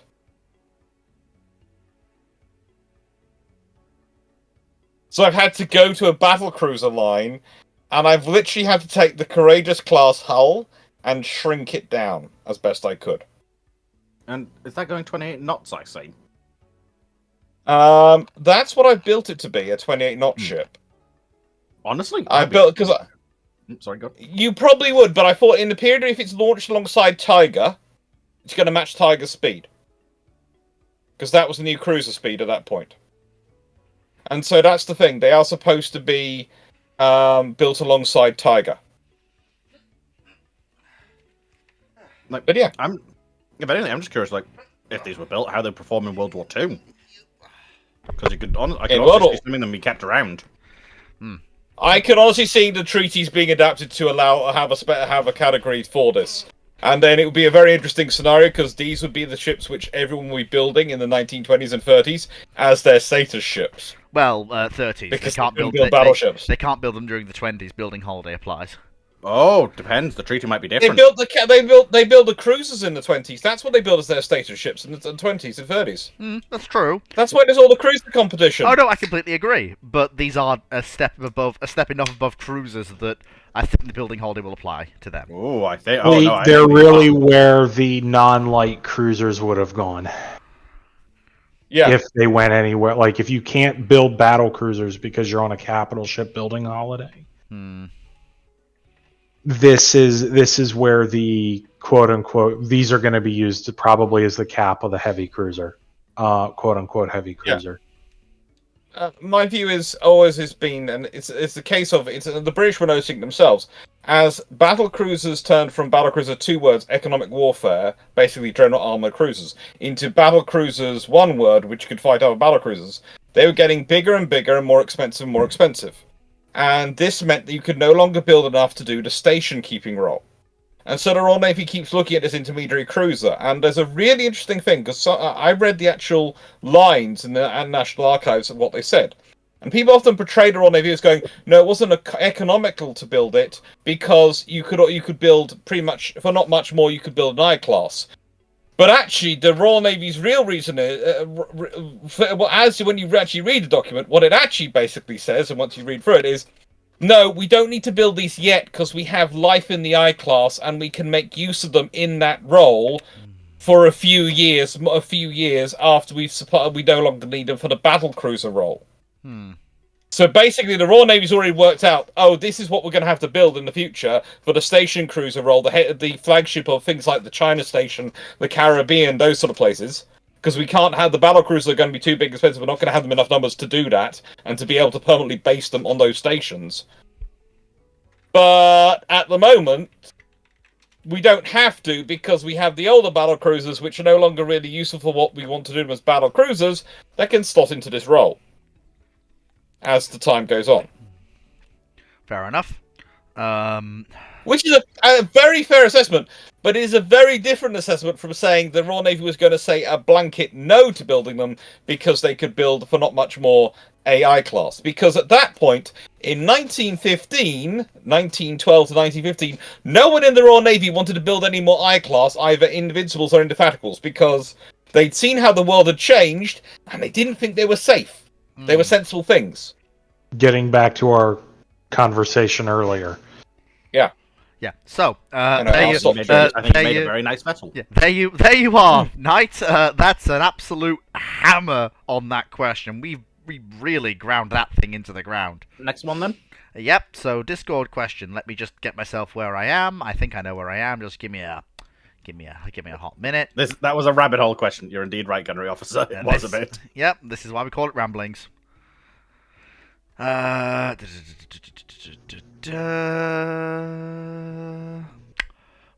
Your typical gunnery officer asks, what are your thoughts on Firestreak and Red Top missiles? Do you think they're miles better than the AM4 Falcon and early versions of the Sparrow missile? Don't know enough about any of those platforms to make a comment, but I open up the floor to anyone else who wishes. Different missiles, different problems, different trade-offs. Is what I'm gonna say here. There different concepts for missile use, different approaches for interceptors, because from a air defense perspective, when you're looking at an interceptor, and that's where a lot of these missiles were developed, you have different requirements for defending the UK than you do the continental United States. You have a very different threat profile, you have a very different range band, you have and that drives very different airframe design, which impacts your missile design. Nicklick, are you saying that different countries might have different needs for their weapon systems and ships? Don't you dare, Dr. Clark! Are you saying that actually it might be a case that what's a perfect ship for one nation might not be even a good fit for another nation? Oh, You know, not this this sounds awfully again! familiar to something I heard yesterday. Not this again! I thought we'd have settled this one already. We'd agreed on a compromise. That both This are rings a valid. lot of bells. This rings a lot of bells from yesterday. I'm not going over that again. This is my show. A certain type 43 question. We are not going over this again. I nearly broke my own tailbone doing that yesterday. Right. So. That was a fun discussion. So, since Next one of the question. panel asked this, no, actually, no, it's not that. It's No, you've got a YouTube now. That's it. Yep. So, Channel Lord Chandel, how would Spanish carrier designs change if they bought Aquila after World War II? Well, first of all, I hope you gave Franco a magical money tree, because otherwise they ain't managing that one. Secondly, how would Spanish see? Yeah, actually, no, that's different. That's another question. It's technically part of the same question, but it's not.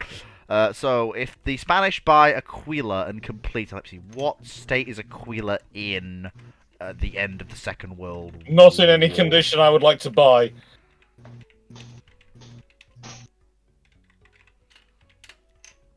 Let me see. So she's okay. So she is intact. She exists. Let me see. What state was she in 1940? So let me see.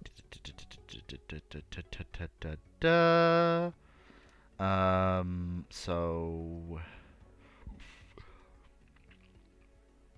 what? So. Aquila was nearing 90% completion and had passed her first static test when Italy surrendered to the Allies. So the Italians, the puppet state, then seized it on guard. Work never resumed. She was damaged in 1944, and then the Germans started to loot the ship and partially dismantle her. Near the end of the harbour, the Italians blocked ship. So they sank Aquila in a harmless location. She was then presumably raised and towed in 1949. So basically, what you've given the Spanish is a carrier that's sitting at the bottom of La Spezia. Not La Spezia, sorry. A carrier that's sitting at the bottom of Genoa Harbour. I think I agree with Moe. Just why would you buy Aquila? There are Because people- someone there had are told you that the system operating on burn was the best system known to mankind to operate aircraft. At that point, I'd rather I mean, that buy person Burn. must have hated you, but you know. Either way, Like, so you Phoenix is also pointing out, apparently they did buy a hull for the Trieste. Yeah, they actually bought a heavy cruiser hull, the heavy cruiser Trieste, which was sunk at La Maddalena in 1943 in April. But she sank in such a way that her machinery spaces flooded with oil, so her machinery was in very good condition after the war, after she was raised and righted. And so the Spanish actually bought the Conveniently hull preserved. because they wanted to convert her into a carrier. Then they had realized they didn't have enough money, so they were looking into converting her into an AA, a cruiser, and then they just ended up scrapping her because they didn't have any money and they needed the metal. But so there you are. If the Italians get Aquila, but I mean, truth be told, it's just the problem is she's an ocean liner conversion, and ocean liner conversions are just never a good idea in the first place if you have any other option, and they're only executed when you have no other options. And the Spanish certainly did have other options, either to try and convert cruisers. They were even looking at converting their own heavy cruisers. There's a project for that. Hey Phoenix, I'm yeah. not so sure you're correct. This flies in the face of the advice Ship's Talk gives. According to Ship's Talk, ocean liners are excellent for carrier conversions. the sarcasm in You your can't voice. Did you is hear the very- sarcasm? My Yeah. hand into my forehead, but rest assured I am. Can I ask, the person you're talking to referencing, do they enjoy chasing the dragon? Maybe smoking a little I'm ganja? not referencing any Um, particular person. There's multiple. Welcome to, Well, welcome- converting, because in the nicest way, especially if they talk about modern ships, they're really not, because they're not designed on the same principles as the older ones. The older ones at least have the speed in them, but converting them into a liner is a fun process, and as HMS Argus would testify to, it doesn't always go smoothly. It doesn't always go well. And it sometimes does produce a long-living thing, which includes the world, which in service career includes being the world's first drone carrier. I'm sorry, everyone who keeps putting out headlines marketing themselves as producing the world's first drone carrier. You're about 80 years, 90 years too late to claim that one. Don't worry, it happens to the best of us. But yeah, it's not exactly what I would recommend. Why? Why would Surely. anyone be recommending this? Yeah, It either- Looks like a good Also- idea to a civil servant. Yes, but even if Or the Germans. It looked like a good idea to the Germans. even if I'm gonna Aquila take is the dog to the garden. I think he needs to go, and I need to get away before I start screaming at somebody. No! for once, We'll be back in a He'll be second. back. for once, it's not me. For once, it's not me. I think this is why Cyclic didn't name That's a names. first. To be honest, I did have to listen twice to just check it wasn't Cyclic actually referencing an earlier conversation with you, Fleet. That's But luckily, you were saved. Just a minute. Another thing I'd also point out. I vaguely remember a conversation of the like. That's Oh, not. God. I've never said anything like that. It's also worth remembering, though, with Spain, is they were a bit of a pariah state after the Second World War because they were the only fascist country left in Europe. So things were not exactly smooth. So it was hard to get something from the Allies, which is from any Allied powers, which is why the Spanish were looking at trying to convert cruisers, either their own or ex-Italian cruisers, into into aircraft carriers. Because they didn't get their first aircraft carrier until the 60s, like late 60s, from the Americans. And under by that Independence. point, it was an extremely outdated carrier. Yeah, it was Yeah. an Independence class carrier that they were given in 1967. Sorry about that. To their Yes. credit, they managed to, in the 80s, they were flying Harriers off of it, which is Hey. interesting. But yeah, not ideal. Yeah. So I am. Next. While Dr. Clock is away, since I know the next question is Foxos, I will actually do the second part of that other YouTube question now because it is related to the first one. I was going to save it and do the old 1-1, but seeing as Dr. Clark's not here, the next question is for Dr. Clark.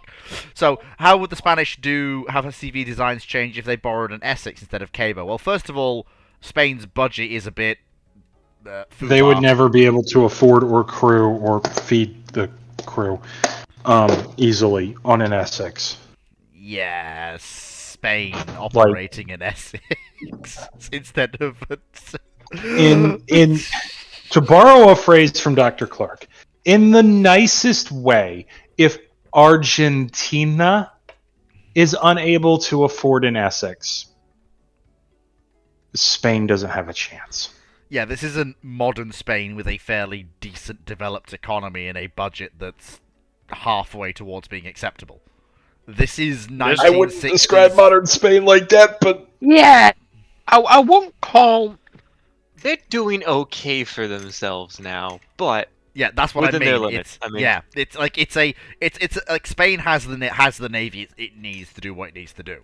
like whatchamacallit, it's like what the 70s is really when Spain started surpassing most of its former Latin American colonies in GDP. Because for a good chunk of time, they were actually like Argentina, for example, was ahead of Spain in GDP, basically from the late 19th century all the way up to what really like 1974, 75ish. I want to say,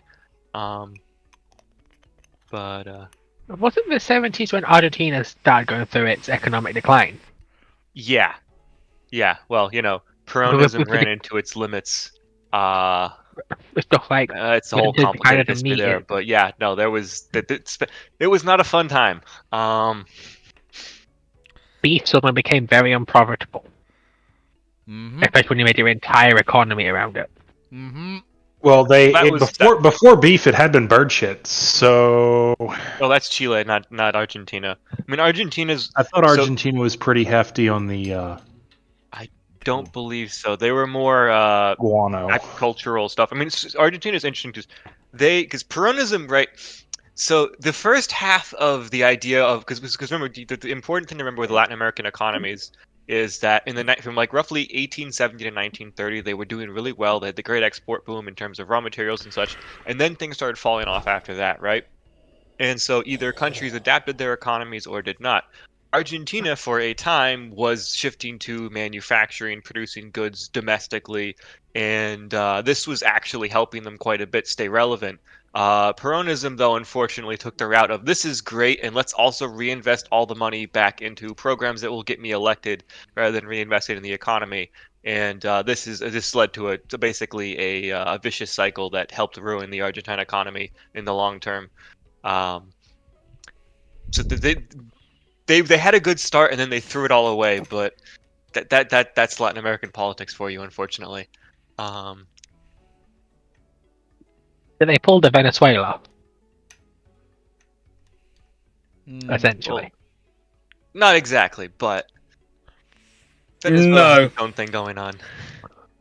Right. Excellent. Yeah. Dr. Clark has returned. So now, Foxo, you may ask your Apologies for the. What is I it? don't. I'm hoping I didn't say anything explicit, and apologies, but I walked out my door to let the dog out, and someone had put the washing basket in such a way it looked my Vulcan bomber, which was model Vulcan bomber, which was drying, onto the floor and broke its nose.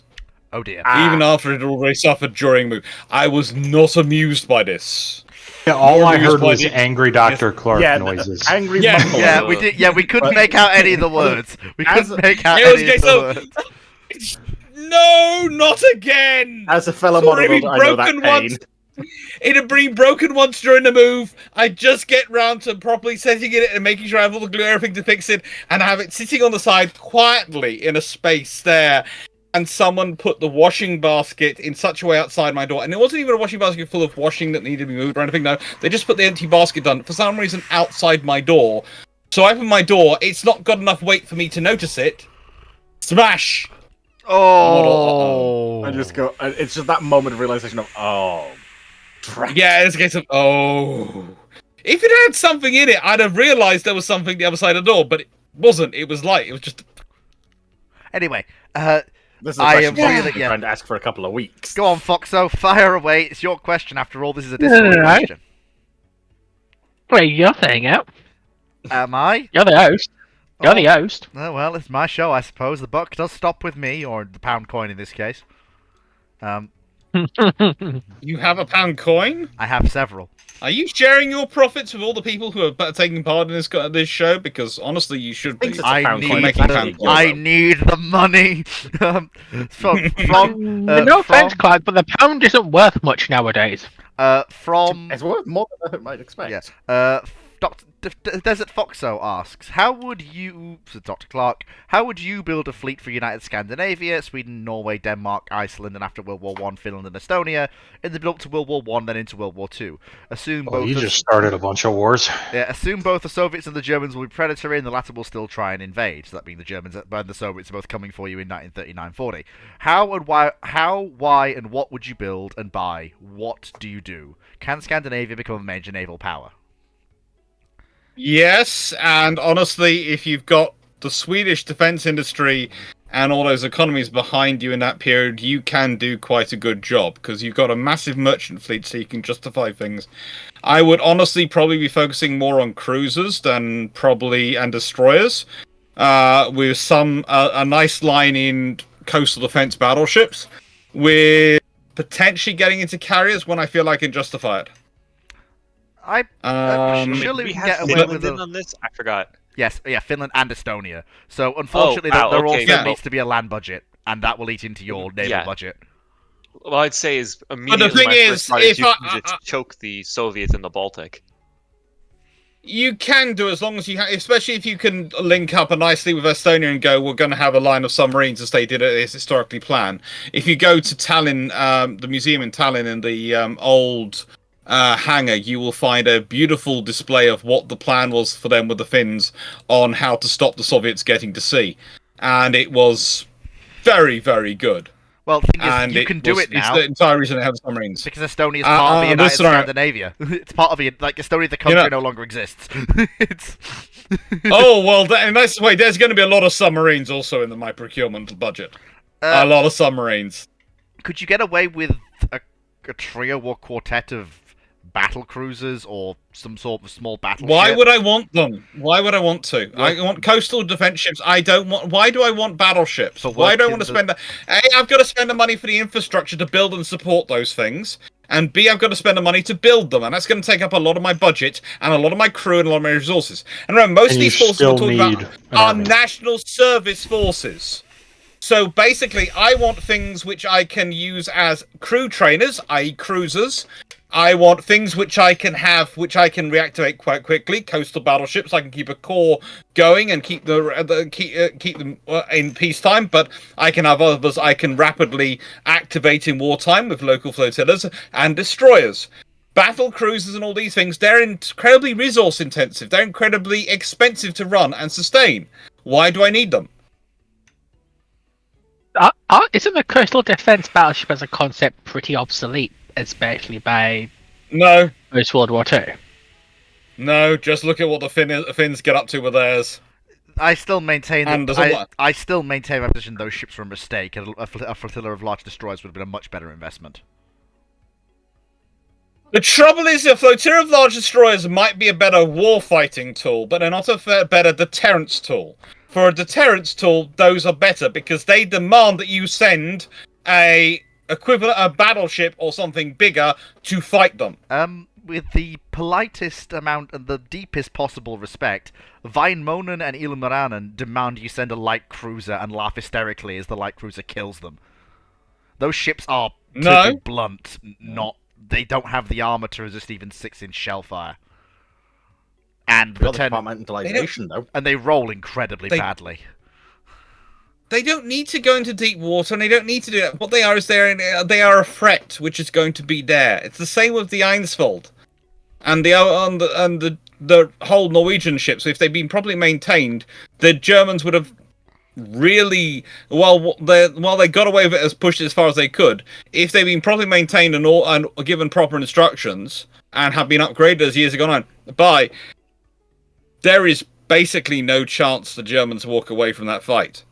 And if they had, let's say, got the Gorgon, which was the one which the British had bought off, stopped selling to Norwegians to use as a monitor during World War One, and then offered it back after the war, if they'd actually taken that and done the investment to have that, then frankly, that would have been able to weather any of the torpedo hits from any of the torpedoes the German destroyers were carrying, and would have annihilated the destroyers.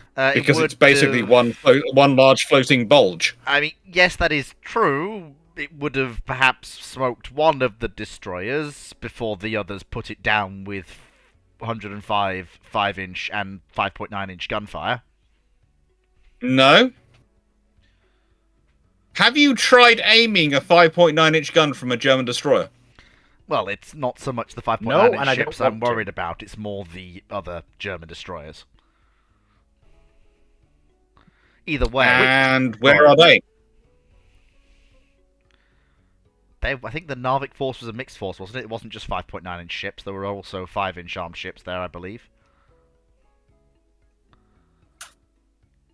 Like, the problem you've got is that these, unless you're a ship like the Sferia, where you have a decent level of armor protection and a respectable secondary battery, the coast defense ship doesn't work in the World War II era. It doesn't have the... It's only got 4 10-inch guns, which means that it's not got the rate of fire or shell numbers to worry anything larger than a light cruiser and a small light cruiser. If it's a 10,000-ton treaty And a cruiser... Sferia?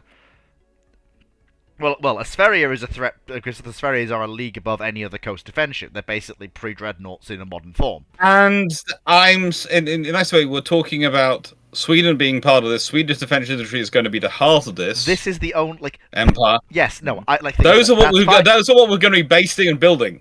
See, No, in a nice way. Those are going to be fine. defense. That's fine. Like in this particular case, that's fine. As long as we're accepting that that's what we're building and we're not skimping on cost, we're going full bore for the maximal coast defense ship. Fine, fantastic. Yeah. But you have to go maximal. You can't go budget like the Finns did. To be fair, they probably don't necessarily have to, because again, they've got a far stronger economy, even with stuff being diverted. Yeah. Yeah. Even then, though, they still might not build maximal, because this is something especially I've noticed a couple of... You very much like the idea that minor nations need to build big. No, they need to build good enough. Well, Yeah. One thing I'd also frame this. That's the thing, though. And Phoenix, if you're building, let's say, the Sferias, and you're building a modern version of the Sferia in the let's say, post World War II scenario, post World War I scenario, and you just keep building them and replace have all of them as your coastal battleship force, you could probably build up a force of 16 or so of them. In which case, you've got 16 of these. You've got 16 of these. You've got 8 pairs wandering around. And what about the rest of the Scandinavian navy? You can't. Well, as I said, What about it? As in, that's What about it? 16 Sferias. Sweden alone could only manage 3 plus the rest of its navy. yes, Sweden alone, but you're talking about a far larger area, and you've got the economy of scale. That's still 16 Sferia-sized Think ships. about how many. Think about how many Norway is operating in this time period. I think it's admittedly much smaller 5 or ships, 6, I but think. 5 of them, I think. Or is it 4? And how many does 4? How many is Finland operating? 2. Again, smaller ships, but still. And how many is Estonia operating? None. How many is Denmark operating? 2, I believe, with 1 that they don't quite finish in its original form. Still, so 2. So if you consider the baseline number, if you're taking all of them together, how many have you got as your baseline figure? And these are all run by separate nations. 12 at Do the least. maths, please. No, hang on. So you've got the Sferias plus the other Swedish coast defense. 16, give or take. You include the other Swedish ships that aren't the Sferias. See why he might have got this number from. Okay, but Reference the GIF I put in theater at sea chat.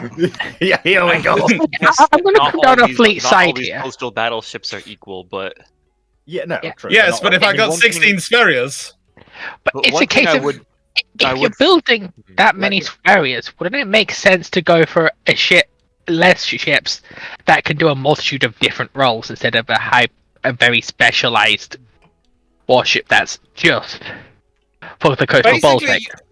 No, you basically you build the Spherias, and they are the core of your defensive assets that you can move around to add to your coastal forts and other things. Because basically, what you have to do is you're dominating the Baltic because that's your center point. Makes You sense. see, you have to dominate the Baltic because that's where you have to your internal lines of communication.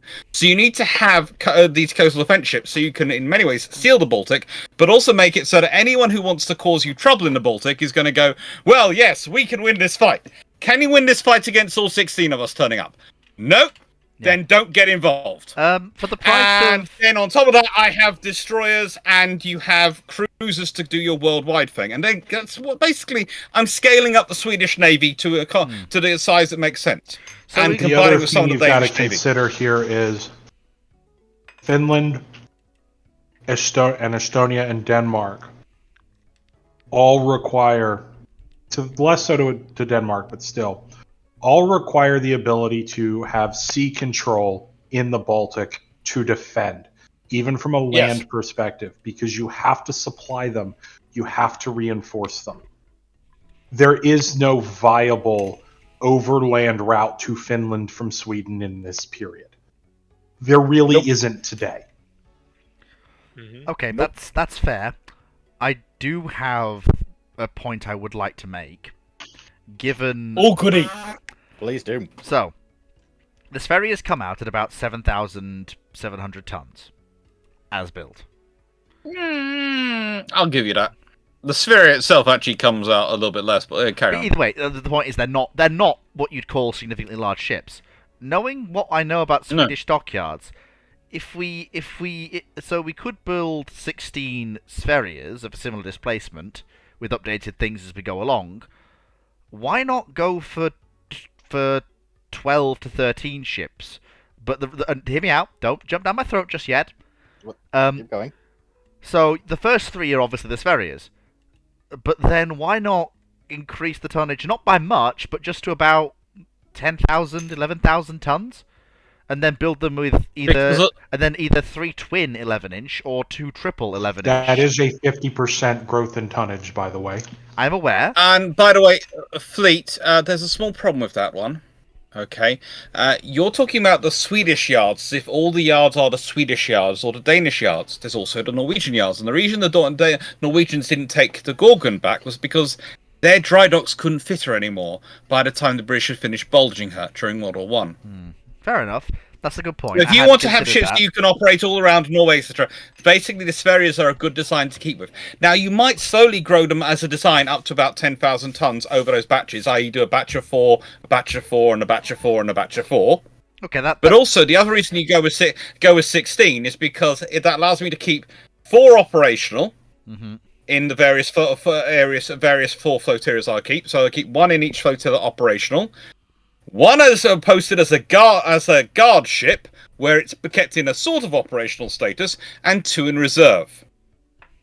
So basically, there'll be for all these 4 flotillas, there'll be 1 at full alert, operational, wandering around, 1 at. Basically, it's already got 40% of its crew aboard, We can and I can surge. call other reserves. Yeah, I can surge the reserves quickly, and then they've got 2 which are actually reserve ships, and I'm going to rotate through. So again, with the 4 ships, I can rotate through, keep them all operational, also keep them all refit and available quite easily with 4 in those flotilla areas, with the facilities in those areas. With you would only have to do a little bit of rework. Yeah, I think I understand. You only have to do a little bit of reworking to Danish, Norwegian, Finnish yards to take a Sverige. To take a 10,000 ton, 12,000 ton, either pocket battleship alike or larger coast defense ship, you'd have to do a lot more significant work. And I want to do this as efficiently as I possibly can, because, as Cyclic has rightly pointed out, sometimes I cannot take away from the army's budget, but I also need a strong enough navy to actually sustain the army, because the army's And lines you of need an Air communication Force to logistic cover your are Navy entirely army. me. Yes. And that's going to be the bigger debate I'm going to have to deal with. I'm basically going to have to... but there again, I'm going to be a large enough power that I'm probably going to be able to sustain having my own air industry. And the question, I mean, And- Sweden alone could. But the Sweden alone does, but it's not big. With that, not a large enough power that I could justify saying a lot. And the problem that you get for the Soviet Union, etc., is by the time they start getting organized and start pushing lines, I'm going to be very well entrenched. And the other thing I'm probably going to do under that scenario is, again, think about it from Germany's perspective. If you invade Denmark or Norway in these circumstances, suddenly there's a huge amount of space left in that place to try and... You have to try and go for it all to try and get the win. You have to try and take Stockholm, They're just which not means gonna you have to try. get... It's there. At the same time, it becomes almost too big a problem for their amphibious forces to deal with for the Germans. I mean, and never mind that. I mean, if we're talking about a Sweden that has And this also, naval if you capa- think about Narvik, and let's be honest, let's consider Narvik. There is the scenario where they take Narvik as they historically do, but imagine if there was also a division coming across the railway down the railway line across from Sweden. Hmm. The Germans, a well-supplied division coming from that direction, is going to spook stomp any force the Germans have in Narvik. Well, the Germans would have to take Denmark before they could even consider an operation against Narvik, I think. I mean, that's probably the most difficult aspect from the German perspective. I mean, actually, one thing I would raise: did we establish when exactly the Scandinavian states all unify? Immediately I might after have World missed War that. One, Okay. No, before World War One. and then after World War One, Finland and Estonia join. Apparently, Like Yeah. the 1880s, 1890s sort of time period. Okay. Yeah, because one thing I'm So you kind of got- thinking in this context is, the Soviet Baltic Fleet might not even really develop in that much, because if you are the Soviets, right, you have very little, much like the Russians have to deal with now, except they have a Kaliningrad now, but the Baltic Fleet itself is basically a force that exists to die.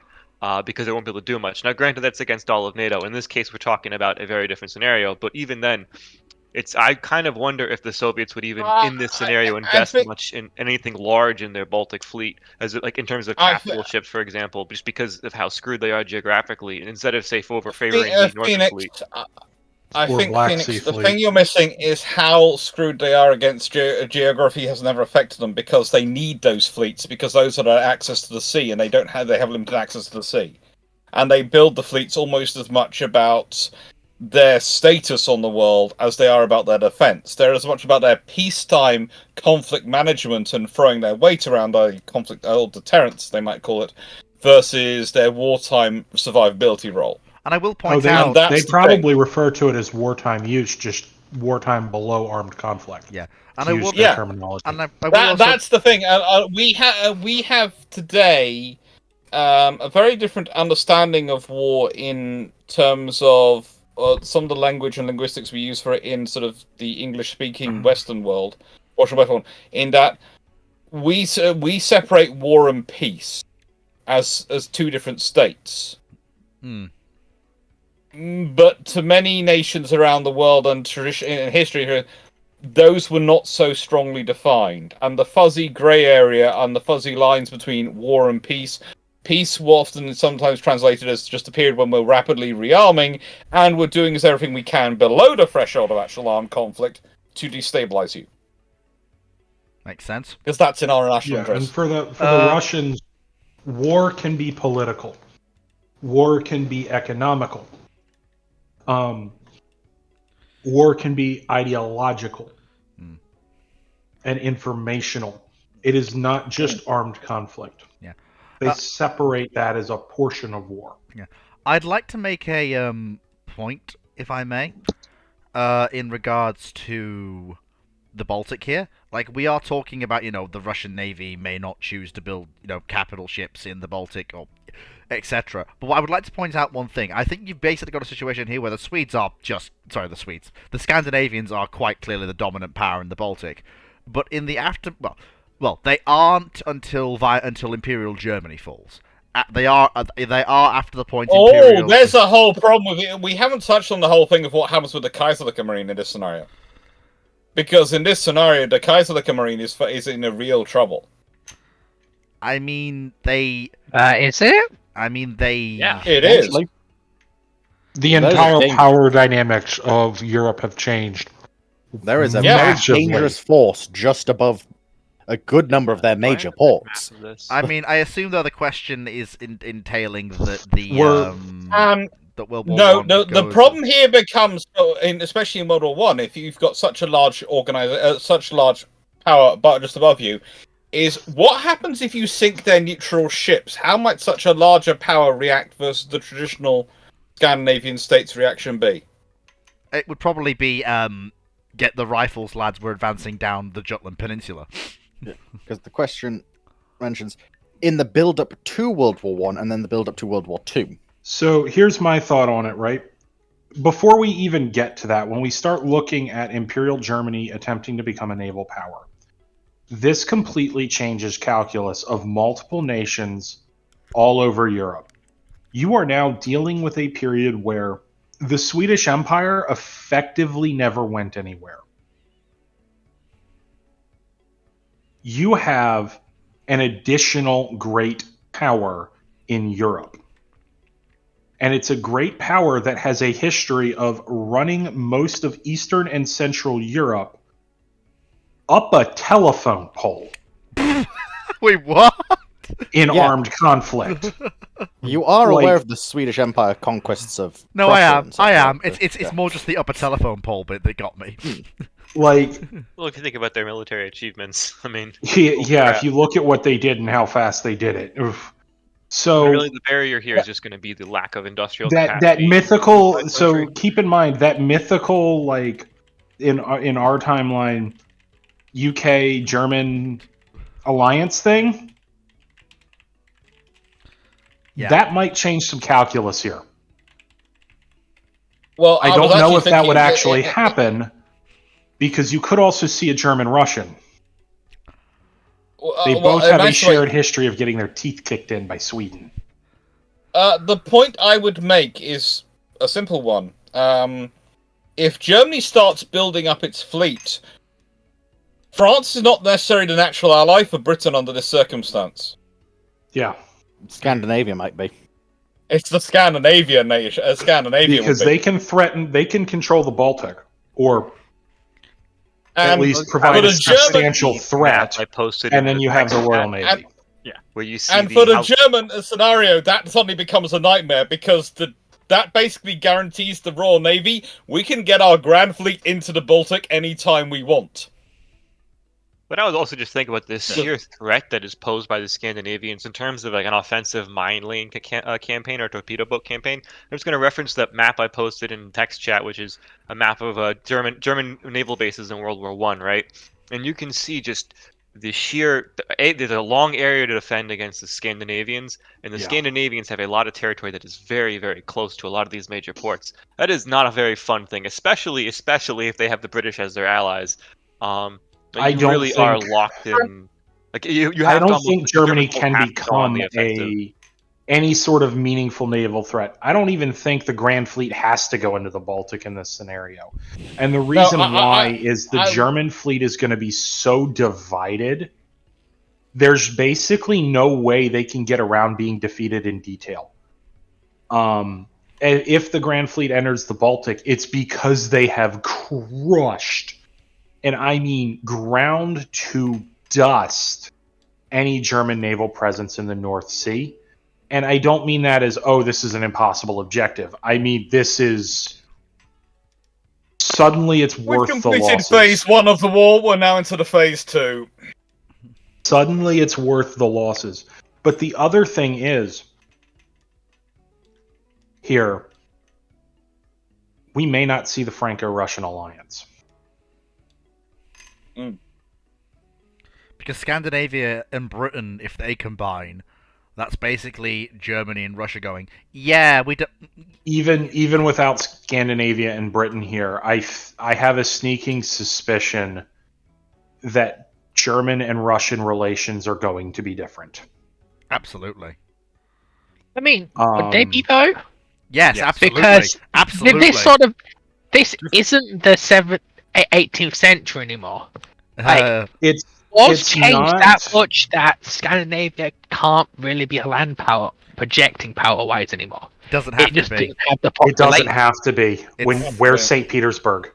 Yeah, where's Wilhelmshaven? Where's German Poland? Where's the Baltic coast of Germany? Where's the Kiel Canal? Have a look at the map posted by Mhm. Phoenix again and have a look at the Kiel Canal. All Their of them entire very access to the- nervous. The And most like- important port for Yeah. the Russian Empire is, how do I put this? in a way that I wish to be recorded. It's right there. Facing the barrel of a Just try and gun. avoid innuendo cyclic. That's What, like yeah. last Friday. I mean, I mean, the It's fun- I- it's not even threatened with going in the meat grinder. It's been chewed up and spit out. I mean, to be blunt, it gets worse. Yeah. Because you've basically almost forced a confrontation between Scandinavia and the Russians. I don't and the think you Germans. have. No, basically I because don't think you forced it. Finland and Finland will definitely have agitators trying to break away and join a unified Scandinavia.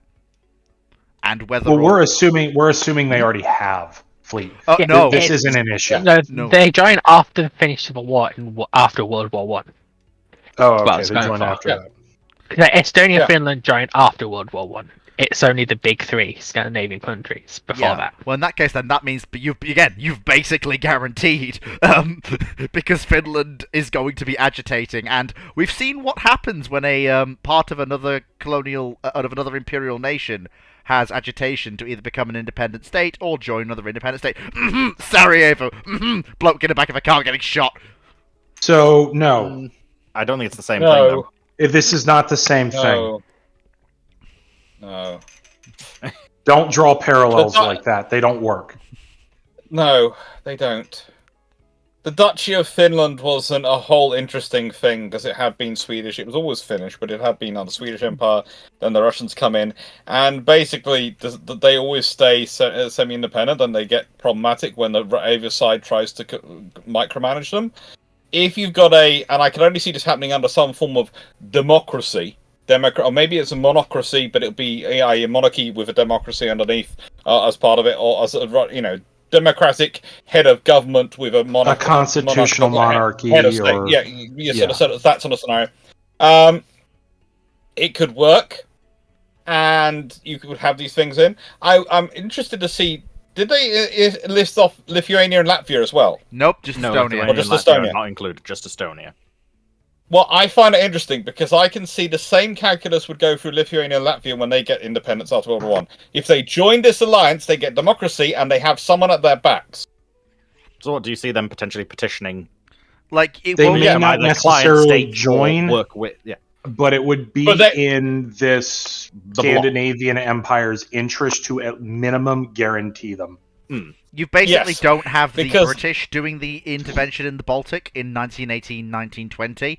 It's instead the Baltic.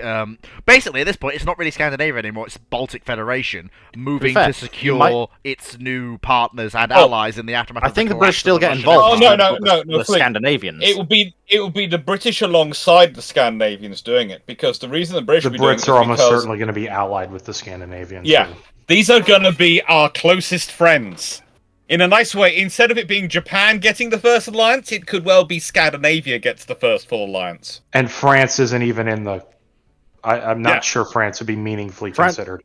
France is In a sort of nice looking way, over- this is Britain's dream for a European ally. A state which doesn't care about having a foreign empire, is perfectly happy with itself. Oh, and by the way, we'll love to use wants a global trading network, but doesn't want to would like to support be part of the British global trading network and be a vibrant part of it. The British would be having. What is the diplomatic version what's the diplomatic the word for when a diplomatic has an orgasm from their work? There is an actual phrase for it. There is? But that would be basically it. Yes. Yes, there are. The British ambassadors are a strange group, but basically they would be having the cerebral orgasm you can have as an ambassador, going, "This is amazing." The And only also, let's be real honest, tension it'll be the points best are fishing disputes, which are so easy to deal with and mitigate if you at all wish to. And the really interesting thing in this grouping is then probably America as well. Hmm.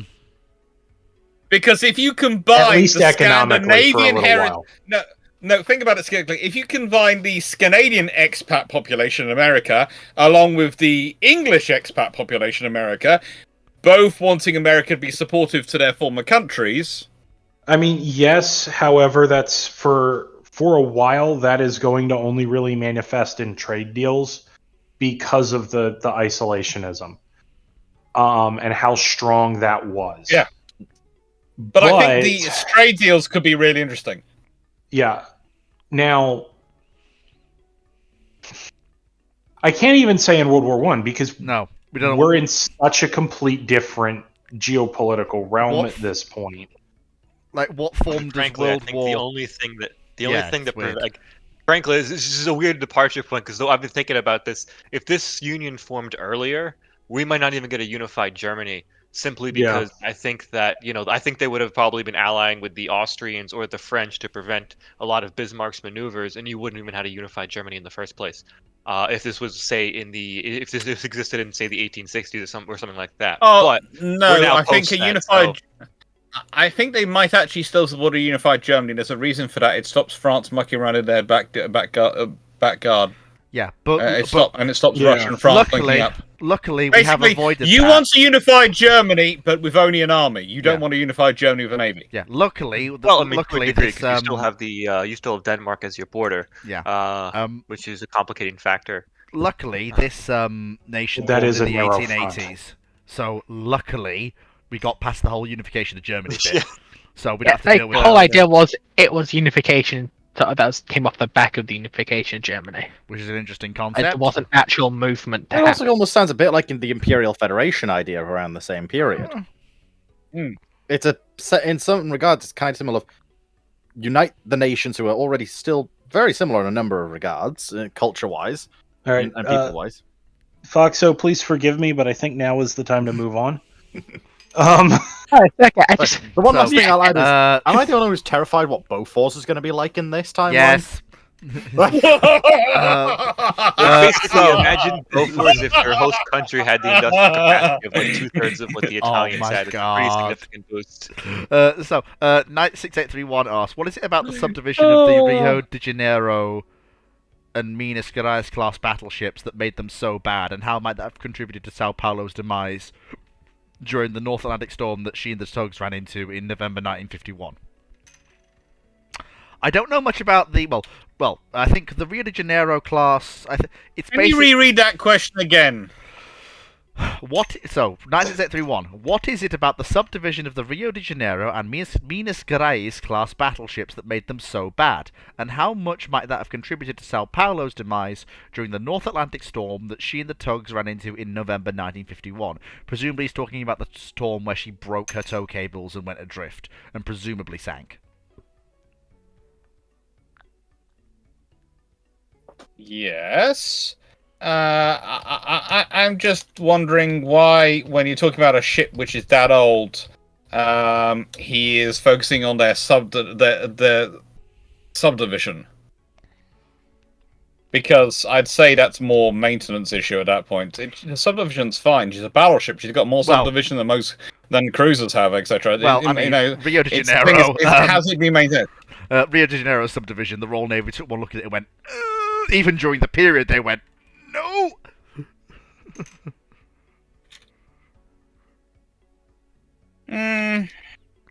But the Minas Gerais as built had no real problems with subdivision.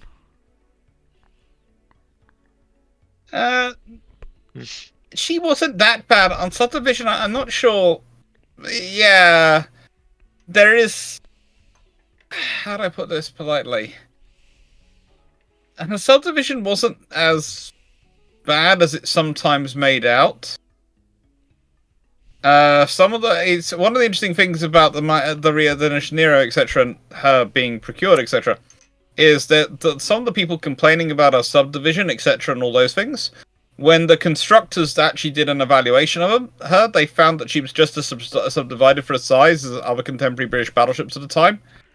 It was just, it just didn't look right to some of the eyes because of the adjustments which had been made for the sheer volume of guns she carried, and for making sure the shells could be moved around and shell storage. It was still, there wasn't really a problem with it. It just didn't look like they were used to. And one of the interesting things is, if you compare some of the calculations, some of the changes they make to accommodate those guns and that layout. If you look at the American standard battleships, where they also sometimes have some of those turret layouts, well, some of their old American battleships, they have to make similar compromises. Because the trouble is, when you've got a turret which has got, of course, guns, a full barbette, and it's got to be supplied with shells and power and powder to fire, there are certain requirements you have for the movement of things around, which means you have to design bulkheads in a certain way and subdivision in a certain way to make it viable and possible. Because a bulkhead which is peppered with too many doors is not a bulkhead. Makes So, sense. it's a case of... I can understand where this question is coming from, and I can even imagine the sources which were read to come to it. But I also would say, and this is from Night 6831, so I want to send out our best to his mum, because I know she's been in hospital, and I hope she's recovering. She's supposed to be recovering, and I hope she's home soon. And everything's good with her. You mentioned something about that earlier, I believe. Yeah, so, all best for that, and I hope they're getting well. But in Good terms news, of they're this doing question, better. that is good. But it's a case of the idea is interesting to explore and needs to be explored, but the problem that her foundering at her age and all the things that happened to her later in life were far more due to maintenance issues, I would say, and other problems from that than anything else. Same with the remainder of the Brazilian ships. They have issues due to maintenance.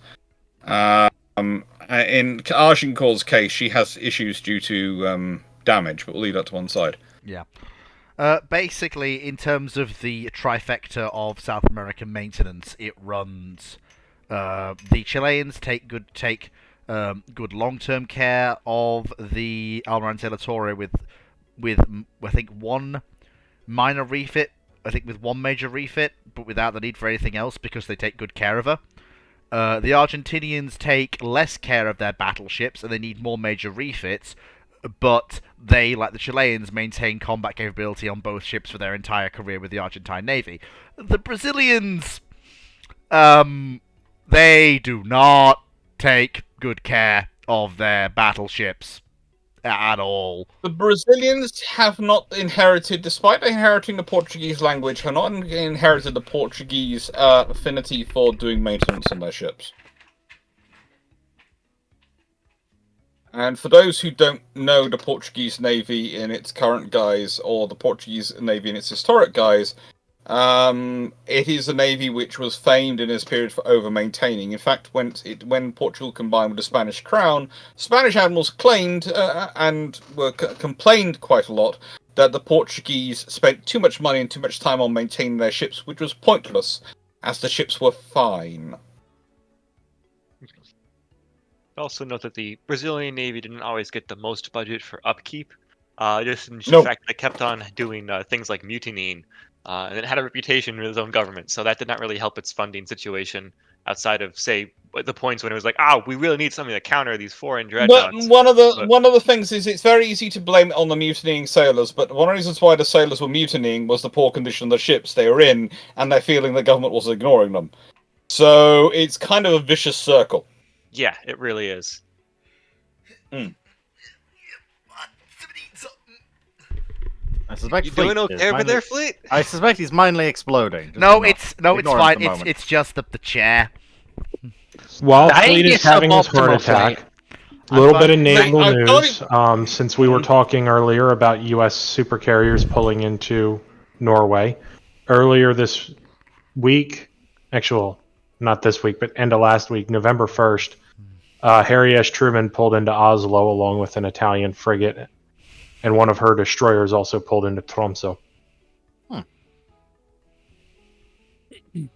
Makes sense. Let me see. Has CJ clarified? Because for the next Discord question, no, he has not. CJ, you need to clarify. Okay, fine. Now, okay. Good. I can now answer the question.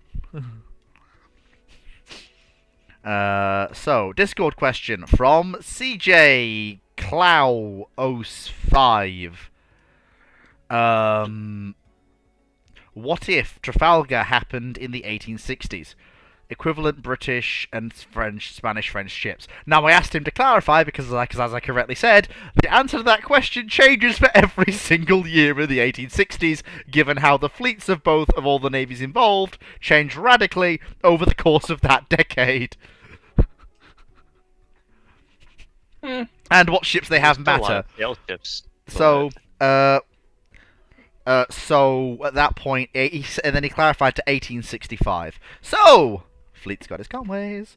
So, by 1865, in terms of capital ironclads, for the British, you have Warrior, Black Prince, Defence, Resistance, Hector, Achilles, Prince Consort, Caledonian, Ocean, Royal Oak. Let me see anything else. Research, Enterprise. Anything else? No, that appears to be all major capital ironclads for the British, as far as I can see. There are others building at the time, but none in commission. So that was. Hang on, let me just do a quick count. So 1, 2, 3, 4. 5, 6, 7, 8, 9, 10, 11, 12, 13, 13 ironclads, most broadside with 2 central battery, although the central battery ships are somewhat small. So, for the French, in terms of capital grade ironclads, by the come on, Conways, don't let me down. Austria-Hungary, France, excellent. So, in terms of capital grade ironclads for the French Navy by 1865, you have Gloire, Invincible, Normandie, Couronne, Magenta, Solferino. You have 1, 2, 3, 4 of the Provence-class broadside ironclads, specifically Flandre, Magnanime, Provence, Savoy, and Heroine. So that's 1, 2, 3, 4, 5, 6, 7, 8, 9, 10, 11. 11, and then the rest are central battery ironclads for the French that are laid down afterwards, so can't come in. So that's 11 for the French, and now we need to add in the Spanish ships. So let me just... Bear in mind, this is only capital ironclads, because because sending in wooden ships to the line to this engagement, given how many ironclads are on the field, is just suicide, even if they are steam-powered. So for the Spanish... Portugal, Spain. Here we go. So, capital ships in this period. Numancia, broadside ironclad. Tuetan, broadside ironclad. So we have 2 broadside ironclad... Nope, sorry, hang on. When were you finished? When were you finished, my little pigeon? Doesn't say... Okay, so I'm going to assume, so 3. So the Spanish have 3, which brings us to 14. So it's 14 for the Franco-Spanish fleet versus 13 for the British. The British have a large proportion of larger ironclads, and the French have some smaller vessels. The British are the only ones with central battery ironclads, although they are small. In this particular case, that is a very even fight. That is a very even fight. Because yes, you will probably have superior crews and officers on the British side, but the Franco-Spanish fleet has 1 additional ironclad. And all of their ironclads are full-size vessels. Some of them are on the smaller side, but they don't have the 2 diminutive central battery ships the British do. as 2 of their number. The only question is, do we want to expand it to try and bring in some of the... Because I don't know if the British have commissioned any of their colonial station ironclads by 1865.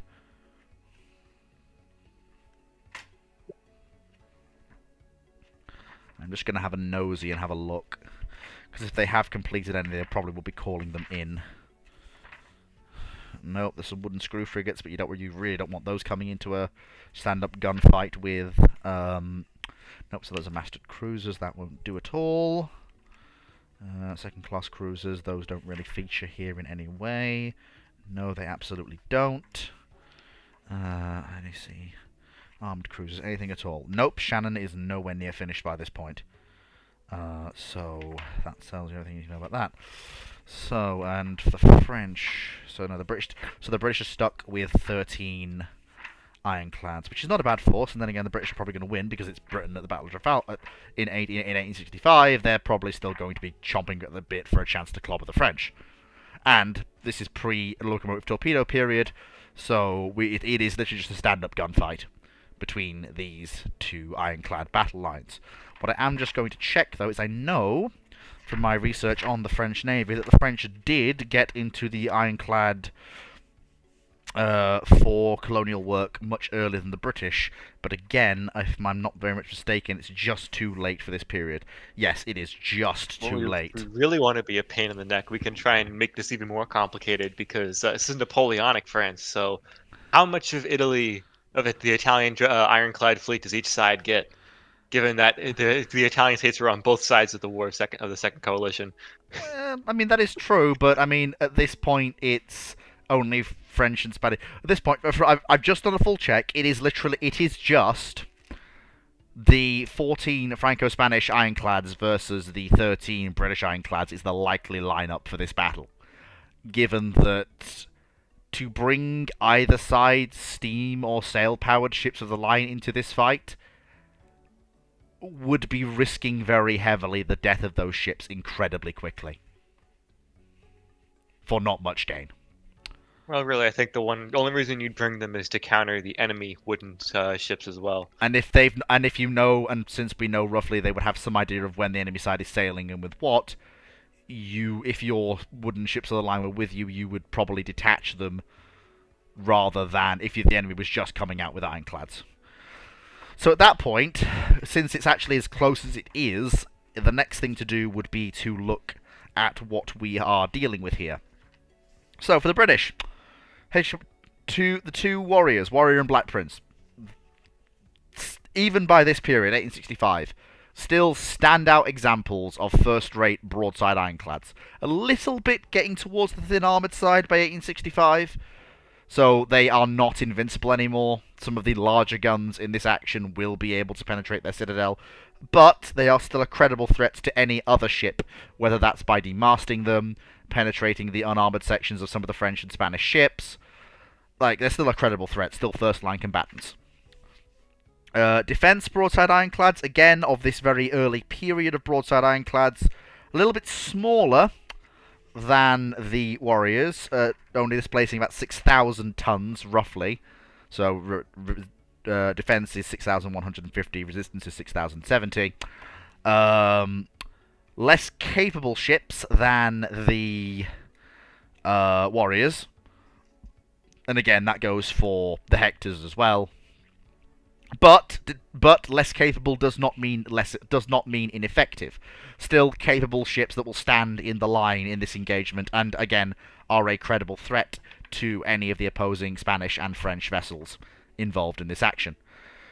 Achilles is the third first-class, or what I call the first-class broadside ironclad in this action. She's equivalent to Warrior, as in terms of size. She's a little bit bigger. She's got 500-ish tons on Warrior, I believe. Yeah, about 500 tons on Black Prince. She's 9,829 tons. She's fairly nippy. 14 and a half knots. I think that's under machinery only, which is still fairly good. Very heavily armed. First-rate combatant in this action. We haven't got any of the Minotaurs. They don't complete until 3 years after this action is fought. We do have the Prince Consorts, though. These are, again, they're small. They're slightly bigger than the Hectors and the Defensors, and they are more heavily armed than those ships. They're conversions of 91 gun second rates.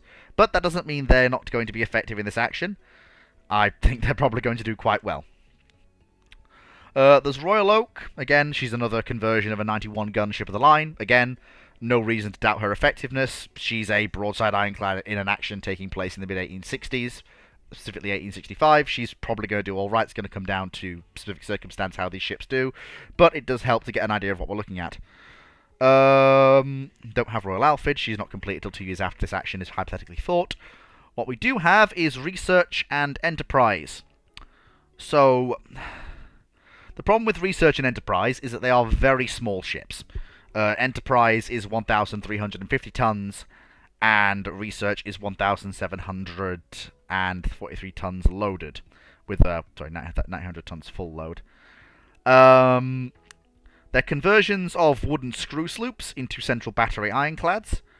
It's at this point that I do have to go to Dr. Clark and ask him what role he thinks these two small central battery ironclads are going to play in this action, given that the British really can't afford to not bring them, because then the numbers will drop from 13 to 11.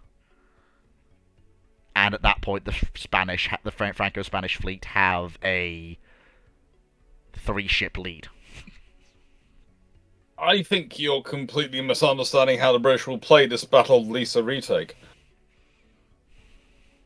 Oh no, I haven't even... Because that's what you're... because I do think you would find a lot of those ships coming along, but also a lot of the non-armored ships coming along. But also, I think the scenario you're perhaps not quite seeing here, but I can understand why you're not seeing it, because you're going off the ships which are available, and you do fight the war with what you have now.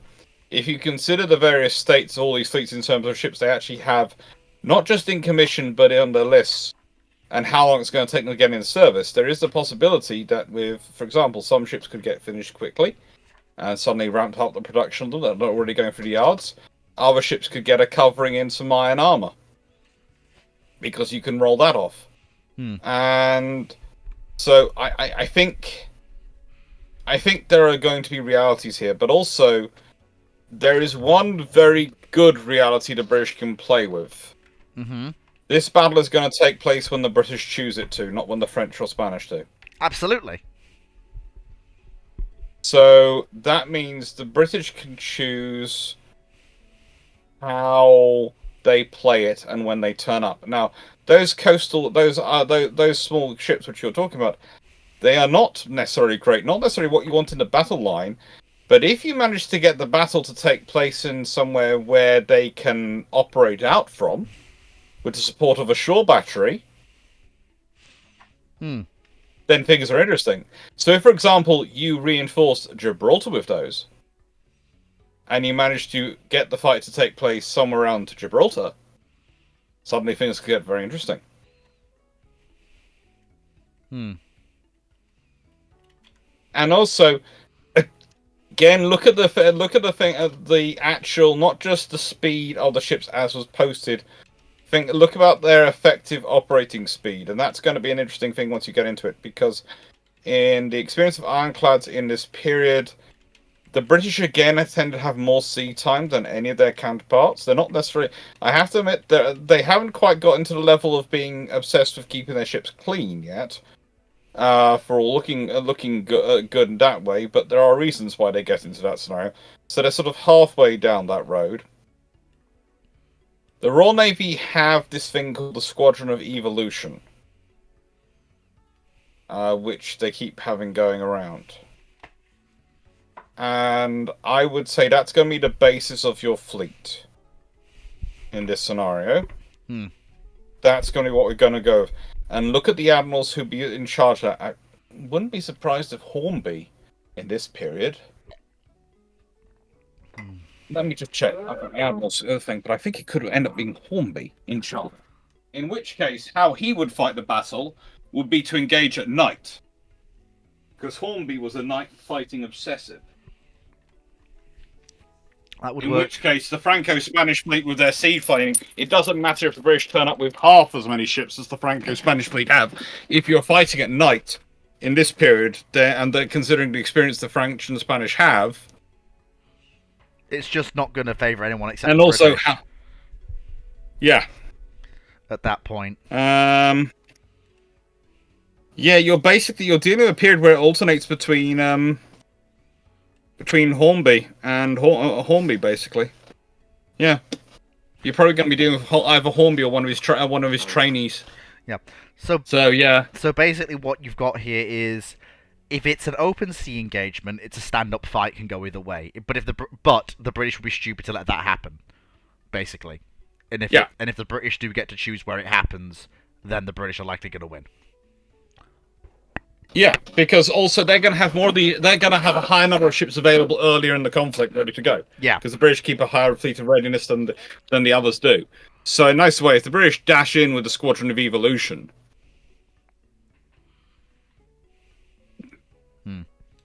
that's going to be a scary force. But also, that's a mixed force again. Squadron of Evolution regularly has unarmored ships, which are just fast ships which have engines.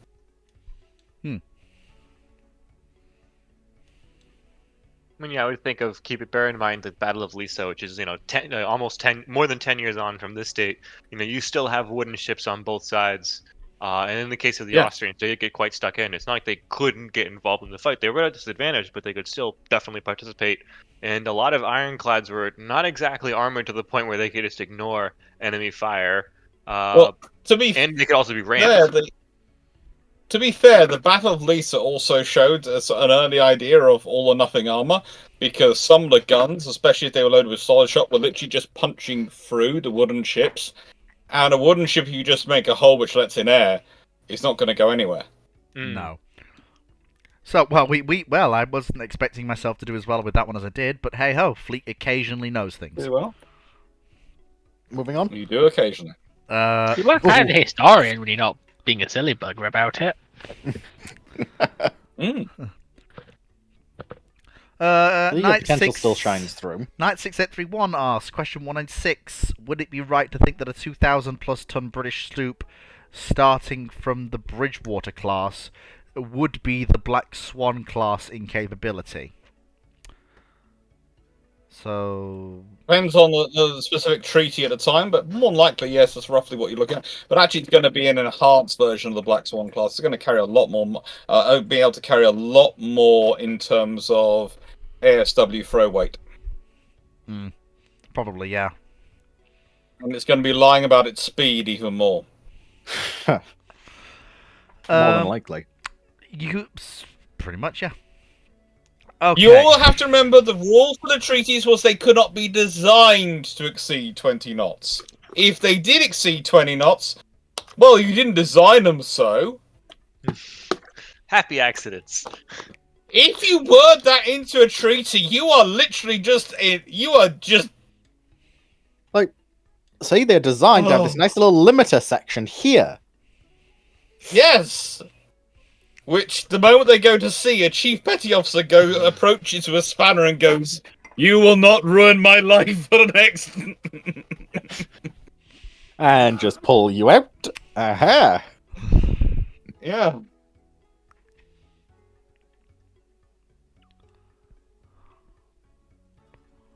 Just, yeah. Next question, Fleet? Yes. So, Utilitarian Officer asks, thoughts on the USN one-off ship classes like Longbreach, Enterprise, and Bainbridge? Did they save cost by preventing to build more of each ship class? Well, first off, Enterprise is literally just a Kitty Hawk with a reactor. No, she's different, but she's her own thing. They're not really there to save costs. Please, it was never the objective. Where did you get that from? Well, go look at the tonnages and then come back to me. Like, literally peruse Wikipedia. No! Look at the tonnage and the dimensions and come back to me. No! Just why? Well, Sorry, Cyclic, where's that gif of Who the getting the hurts you? popcorn again? Because that's just what it Who feels. hurts you to say that? Poor old I Enterprise. was in shock for a second. Oh, that explains the delayed reaction. It came Anyways, to him in a moving on. dream. Yeah. Shall we, What Um, happened? right. Shall we just move on from this one for a moment? Yes, Yeah. So I'm yeah. So trying not to roll d6 mental damage. I have been. I think you need more than a um, D6. I have Let been. me answer the question. Yes, I have been misinformed Yes. by certain people. Cyclic, please answer the question. They were never Did this designed to person save hate costs you? at all, ever. These ships are one-offs because they are ships intended to learn. The U.S. nuclear cruisers look the way they do after Long Beach because of Long Beach. The U.S. carrier force after Enterprise looks the way it does because of Enterprise. That's what these ships are. We nearly had another one with carriers had it not been for a certain Secretary of Defense. CVN 78, the Navy wanted to be another one-off. The Navy wanted it to be a new flight deck layout, missing a lot of the catapult tech, arresting gear tech, the weapon elevators, because they knew they weren't going to be ready on the timeline they wanted the ship. This comes from one of the lead requirements guys and designers. And it aligns with the programmatics and reports and all of that. Yeah, and Donald Rumsfeld, the quote I have on this is he slammed his fist on his desk and said, "Not revolutionary enough." I think the man was personally obsessed with revolutions. I think He whoever was. gave him that book on Napoleon Bonaparte should possibly be shot. And that book used to beat Don Rumsfeld. The other thing was you need to remember that he was brought in on a mandate as SecDef, and that mandate was a second peace dividend. This guy had no clue how to do anything else. None. It's why we see him shift the U.S. Army to a brigade combat team model. It's why we see the U.S. Air Force lose most of its attack. It's why we see certain decisions in force architecture in the United States Navy without taking into account op tempo or anything like that.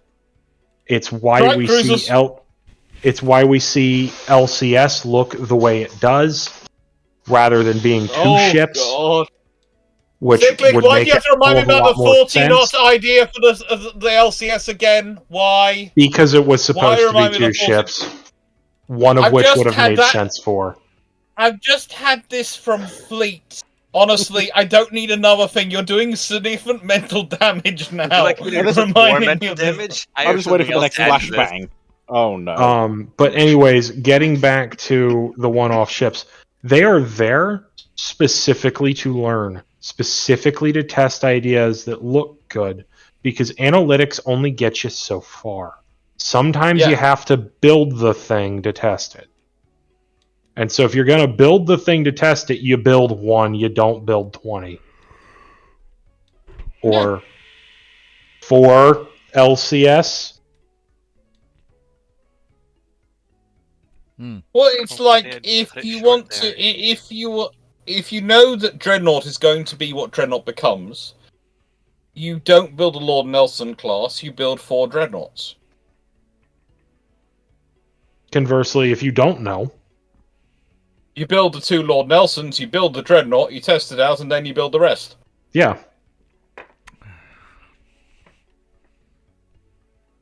It's also one of the reasons you get Ranger.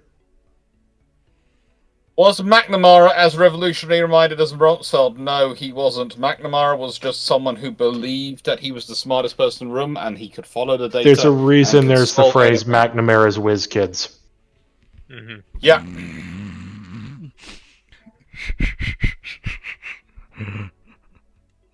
Oh my god. They were, in many cases, they were book smart, like in terms of engineering, but had no idea of the concept of use at all. It's the thing is, you're dealing with Rumsfeld, who was obsessed with revolutions, McNamara, who couldn't build a balanced team to save his life. Because you need the people like his Wiz kids, but you also need to balance them with people who have operational experience. And you put the two together, and then what you get out from there is pure gold. But if you don't have the two together, if you put one side over the other, you always end up in troubles. If you put just everything based on the people with operational experience, you'll get very good equipment for fighting the battle you're fighting now, not any future conflicts. If you put the Wiz kids in charge, you'll get massively brilliant engineering systems that'll be terrible for fighting any battle. Or you'll get the brilliant idea that you can use an F-111 as your fleet defense fighter.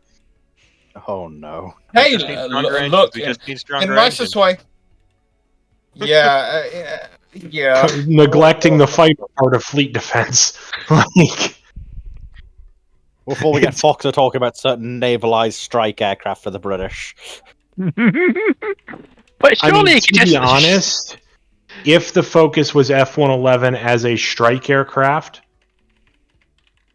it would have been kind of poorly timed given the introduction of the A6, but it would have had quite serious Strike longevity. Interceptor, let's go. But the moment you put air No, don't intercept put or that in the fighter chat. on You it, just distract Fox, though. the moment you put air intercept or fighter on it, it's just not gonna No. be able to do the job. No, wrong one. But I mean, surely, I different Gunnery got all those officer- pilots. No, Couldn't you just F-35 put a is not what the 111 was supposed to be. Couldn't you just put like That's a like a missile on every B-17 pilot? and a B-1 bomber. Like no. Of course, Cyclic is sure, and don't call him Shirley. Cyclic desperately trying to avoid Fox and talking about a fight. Anyway, fighter tornado. moving swiftly on. Yes, So, indeed. I mean, so a Chandler- Tornado F3 navalized off of a properly sized Catobar carrier is not a hilariously bad idea. There are more efficient ways to do the job, Oh no. but it's not Oh, hilariously hilarious. bad, Cyclic, I will provided tell you to have the enjoy- carrier for it. Cyclic, I will tell you to look forward to next week's video with me and Drac, two historians. We're going to be talking about that. I'll talk with Drac about it. Yeah. Why do No, I my have best a- friend. I'm sure you can tell from the tone of my voice. Yeah. I There are probably- far worse ideas. You'll note I am not saying it's a good idea. Just I am just saying it's not a terribly bad because one. there's worse ideas does not With a make it a giant good caveat. idea. Hope you like your Kitty Hawk sized carrier. Moving on. Well, I was going Fleet- to say, I hope you like your Seafire like aircraft performance. Yeah, so what I was going to say is that, so first things first, I'm eventually going to get onto that show eventually, even if I have to kill someone to do it, because I would love Don't worry, to. Fleet. We've got a few willing sacrifices. I'm sure you can sacrifice yourself to the host gods. Anyway, moving swiftly on, but No. We have to go all ancient on this. What are those, We like the sacrifice gods of the the prophet warp of and another 40k? Like Exactly. So we must sacrifice And, Sea Cube. They're a fake Now, god who Ro- demands blood sacrifices. Raleigh is reminding me something, so I'm going to say, Dragon, have you kept track of all the questions? Yes.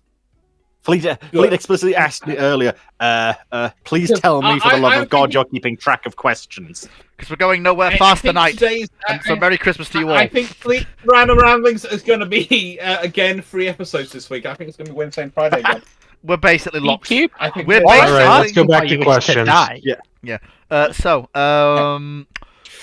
Chandler Lord Chandley basically asked the question that is, and I'm going to quote verbatim, Q&A 24, Dr. Clark, panelers, Jogui Where's this Berry. question? Oh, that one. Give me a What? sec. I'll post it in chat. for I people. assume he's talking Thank you. about the French pre-dreadnought battleship, one of the class of vessels that could loosely be termed the Charles Martel class. In that Yeah. case, she's perhaps the least egregious looking of them. And in my opinion, she's an incredibly handsome-looking ship. Hang on. Right, I haven't seen All this. right, so I'm let's- grabbing the sledgehammer. all right, Somebody let's take pin a him look. down. You calling something handsome when you have my poodle We're going for the in his kneecaps cardigan? first. You with haven't the even butterfly looking at you. Cyclic. You haven't even seen what she looks like yet. Right, I've just posted an image in the chat. I'll be No. honest. I don't Why need does the to, Fleet. pronunciation I'm look already like familiar ah? enough. Right. Pronunciation is nothing like what the word looks like. Why do the French do this to us? All I'm going to say is, you're right, Fleet. She doesn't. For French standards, she's not. I want to rip my eyeballs. Never out. mind French standards. Look That at doesn't those make her lines. handsome, Look Fleet. Look at those That's lines. why I'm saying somebody Yes, pin you down and we're going to go grab the In the, sledgehammer. in the nicest way, she might not want to make you rip your eyes out, but she is, however, a cure for any chance of you, if you have a picture of her up on your wall, any chance of you ever managing to have a relationship with a member of the opposite sex. Now listen Because here. anyone walking into the room seeing that picture will know this is not a person I want to run the risk of reproducing with. Now and will listen. leave. Now listen here. No You- matter how drunk I'm going to agree with Dr. Also- Clark on that assessment. Okay, so Foxo, your opinion which on French this? designer thought it was a good idea to design a naval ship based on a cucumber? What? I was wondering actually. As the Well, I maybe was that gonna French say- thought what the It's ladies wanted. Superstructure of the cucumber. I'm I sorry. we as the should- panel's resident woman, I have to say, if a man has an image of that framed on the wall, he's getting defenestrated from his own house. Why do I even bloody Oh. bother? You Look, called it. Please. As I What, said what, before, with these ships or the other French part of that question? I refuse Not to Long answer. Beach or Host. Long Beach every day of the week. That tells me everything Long I need Beach to is know. actually a Fleet. Silence. Silence. It's got beautiful hull lines. All I'm gonna say is, Fleet, Yeah. that ship looks like a low effort steampunk vessel, where the designers have no idea what a ship is. You know, now that you mention it, I- it does. Oh no. Actually, no. I No. think worse. It looks like someone stuck the BT towers. Decided to duplicate the BT towers and stick them on a hull. Oh yeah. Actually, have you It's seen the those? big Can't towers. you people let Have me you seen- have my friendships in peace? Right, have No. you seen those medieval and Renaissance paintings of like sheep and cows? See, Where the- you could where the choose to painter like has never French seen ships one that are before, and it's purely going off reasonable. description. Like, I'd know, also say is they're one good Is heavy that- cruiser. But you don't. that the gantry in the middle looks like it's designed for doing hanging, drawing, and quartering rather than actually manoeuvring boats. Or alternatively, you're conducting surgery with robot arms. Gentlemen Also, Fleet. and Foxo. We do allow you to have your own opinion on French boats, even the ones that. We're just going to remind Categorically you that you're wrong. Oh, Okay, quickly. Opinions can't be wrong. Clark? He's entitled Clark? to it.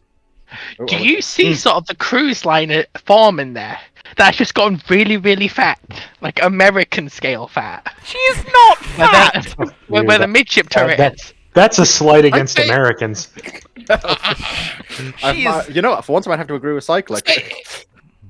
Yeah, it's more like someone's actually the cruise liner has flipped over and sort of partially sunk, and they've just built the rest of the ship on top of the hull that's upturned. You wonder Yeah. how pretty is the ship underneath?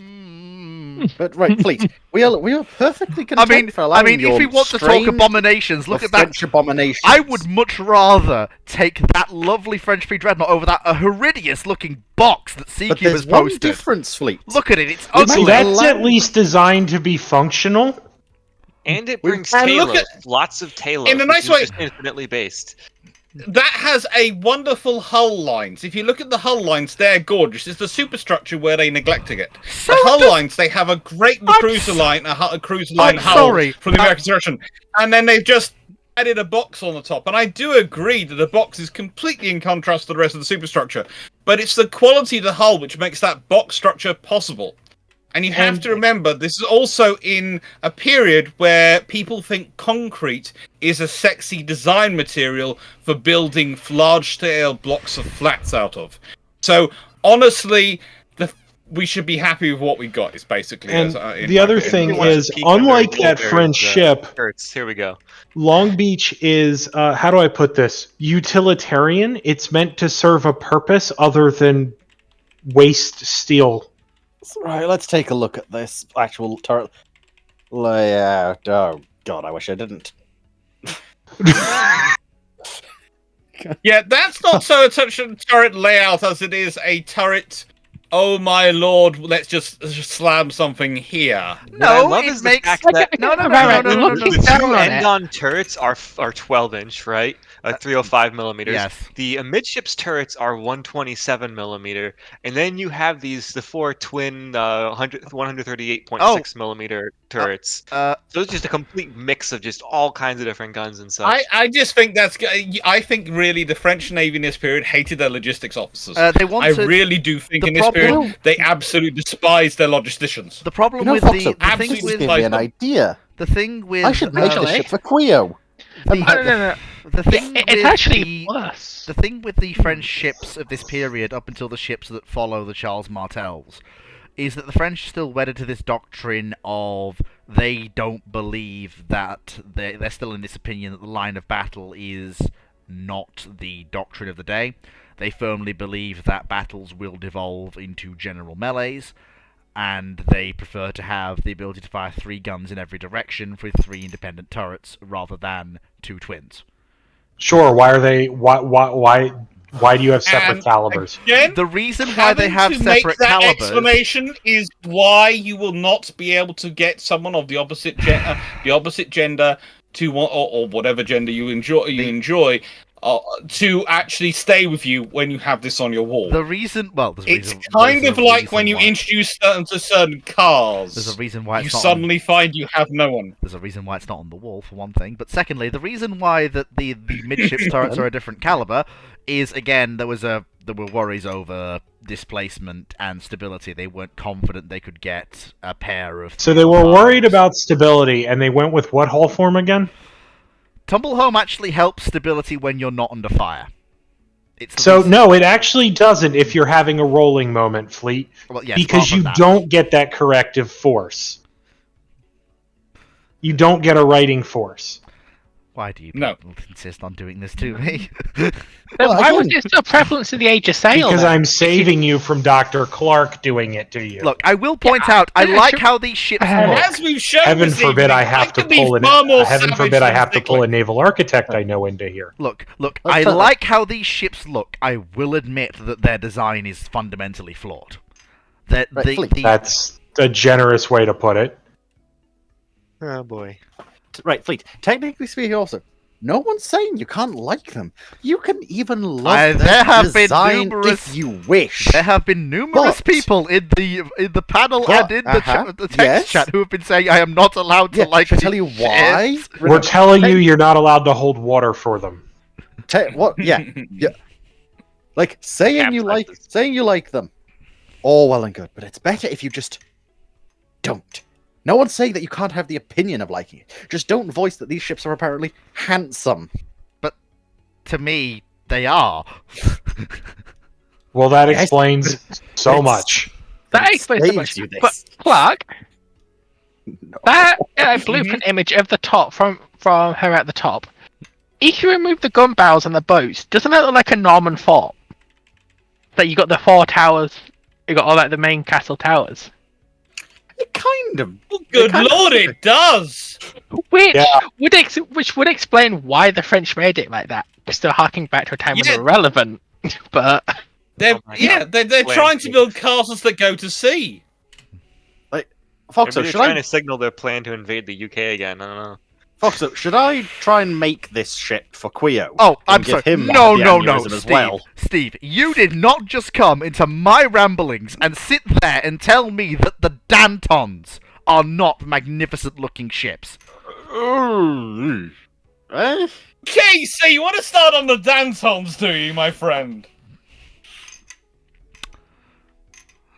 Phoenix, Clark, Okay, I think we're done here. Um, I think we're done. set with condition this one. zebra throughout the ship, weapons free, turn on mass call batteries. Set condition 1 for Oh, no, I'm action not even stations, doing action that. stations? I'm just going for the nuclear weapon option. You wouldn't dare. Of course, Oh, he yes, would. he My would. favorite part about I the have Dantons Robert's is book available. when they were looking at saying, Run. what if we have to dreadnoughtize this? What do we do? And the answer was, what if we pull out the 6 twin 240mm turrets and replace them with single 305s? So this thing would have been running around with 2 twin and 6 single 305 turrets. Yes, which it is would. It would have been, but they would all have been of the same caliber and the same know, size, which means that It's you could honestly where I actually think do World of battery fire with it them. would have been goofy as hell. I mean, It's where I honestly think World of Warships used a bit of brainpower for it, even if it's a bit of a weird thing. Their version of it was basically a widened version that they could fit 2 extra wing turrets of twin I 305s. hate that concept. Why not just go with the one that actually was historical? Because Because the one that was historical was dumb as fuck. basically their idea was No. a Nassau-style layout with 12-inch guns. You don't Instead have of to copy the Germans for everything. The French had their own designs, for But- God's sake. the diamond layout was And a they thing were others had dumb. considered. Like, it's, Yeah. it's still better than 3. But single Fleet, the French had their own broken designs for some. Fox, No, oh, I can't say that. That would make him cry. That would make him cry. You I will don't want note. to make him cry. You will note. I said the Dantons look good. I didn't say anything about Do their they? capability. Yes, they No, they absolutely don't. do. They do not. they're not terrible. Yeah, but Be a that's not lot looking worse. good. I think. Yeah, but they're ugly by pre-dreadnought standards. No, they are not. And I'd take they that over. are. I'd take that over If a they Lord didn't- Nelson. I would take a Lord Nelson, thank you very much. If they didn't have Dr. God. Clark, Dr. Clark's just let me eyes know right when I there. need to announce vampire. like Uh, if well, it's a fun thing when you realise just how much to make them work. They had to go over to Britain on various science missions to get components from the British Oh, I don't to doubt fix that. their designs. I don't doubt that at all. There's Seeky also kind the of fact agrees that they with think Fleet here. the amount of instability issues they had because of their hull design, and many people asking them why they'd gone with that hull design. But you know, the main thing that seems to be the problem with the Danton class, and I still do not understand why you're actually trying to hold water for them or in any way support them at all, is the fact that they have a small issue when their guns fire. Oh, Which we're talking one? courageous If you style thought- issues. If you fire the wing turrets The 9.4. on one side, yeah, they knock out the other side's wing turret. The vibration. What? Excuse me? According to my notes here, from which I got in an Is archive, that which I put in full here, Is that full salvo or individual guns going off? individual guns. Oh, you've got to be fucking kidding me. Someone was did not a- do their shock studies. It was addressed at certain points, and they did find modifications for it, but the original designs did have issues. Oh, for the love of Um, Mike, why can't you give me See, a single Fleet ship? just loves terrible. It But seems also- like it, doesn't it? Um, This is my life now. Fleet's just And the of course, person there that was the falls fact for that the they- vampire. This is a Seems fun like piece it, that doesn't it? actually comes from the book rather than my actual personal notes. The boilers were ordered to the 3rd of June 1908. Much time was lost considering Babcock and Wilcox and Dallas boilers, which were eventually found to be too large to fit into the ship, whose compartments had been designed for the Belleville and Nicholas boilers that ultimately were fitted. The performance of the Belleville boilers was generally satisfactory. That's academic code for it worked. But just. But the Nicholas boilers lacked the flexibility and power to work well with the turbines, because, let's be honest, the turbines which had been chosen were supposed to work with the Babcock and Wilcox and Dallas boilers, which were reliable boilers, but they were larger than they designed them for. So they'd actually had the specs of the boilers they'd wanted for them, and then managed to design spaces which weren't big enough for them. Oh, That takes skill, can or I- a lot of wine. I'm can not I- sure which. Can I? I can carry on. I'm The going. Nicholas boilers lack the flexibility and power to work well with turbines, and also burn coal inefficiently, causing them to generate vast amounts of smoke. And even I know I'm not going to be too cruel to Fleet. I know you don't want to make him cry. Poodle's defending you here. And even to eject showers of sparks and flames from their funnels, which caused some crew to catch alight on occasion. That's my own personal notes. There were burn injuries from them. The main problem with the propulsion plants in these ships, however, was that their early model direct drive turbines had voracious appetite for steam and therefore coal. During fleet operations in 1914, they had to keep at least 20 of their 26 boilers, Belleville boilers, online at all times. And actual experience varied widely between the 6 ships because they had 4 different combinations of turbine manufacturers and boiler types. No 2 ships having exactly the same combination, but overall the steaming range of this class with full bunkers was rated at 3,000. Oh, good God. Why on Right. earth, in the name of Andrew Cunningham and Magon, why, France, can't you give me something I can defend? Now, Fleet, I will at least say one thing. Not in this period. Like, Their One of ships my which biggest- literally set a fire to their own crew. There is no defense of them at all. disregarding how awful of a Well, ship clearly they the are. crews were just regionalists.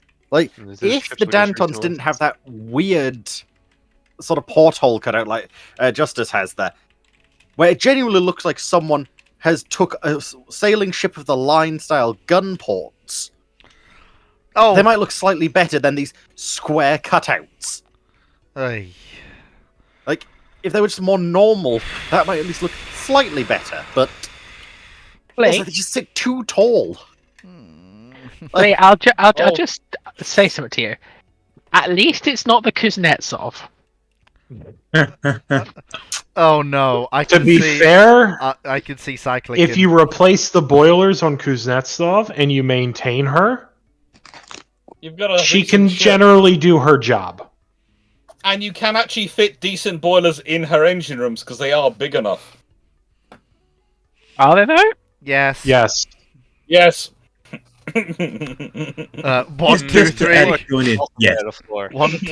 1, 2, 3 punch from me, Dr. Clark, and cycling. There you go. And Phoenix. And Phoenix as well. Like they came in 4. with a fourth. 1, 2, 3, 4. Okay, right. So that Want was to move on, Fleet? so that entire Before- diatribe was quite literally prompted by a single word with a question mark behind it.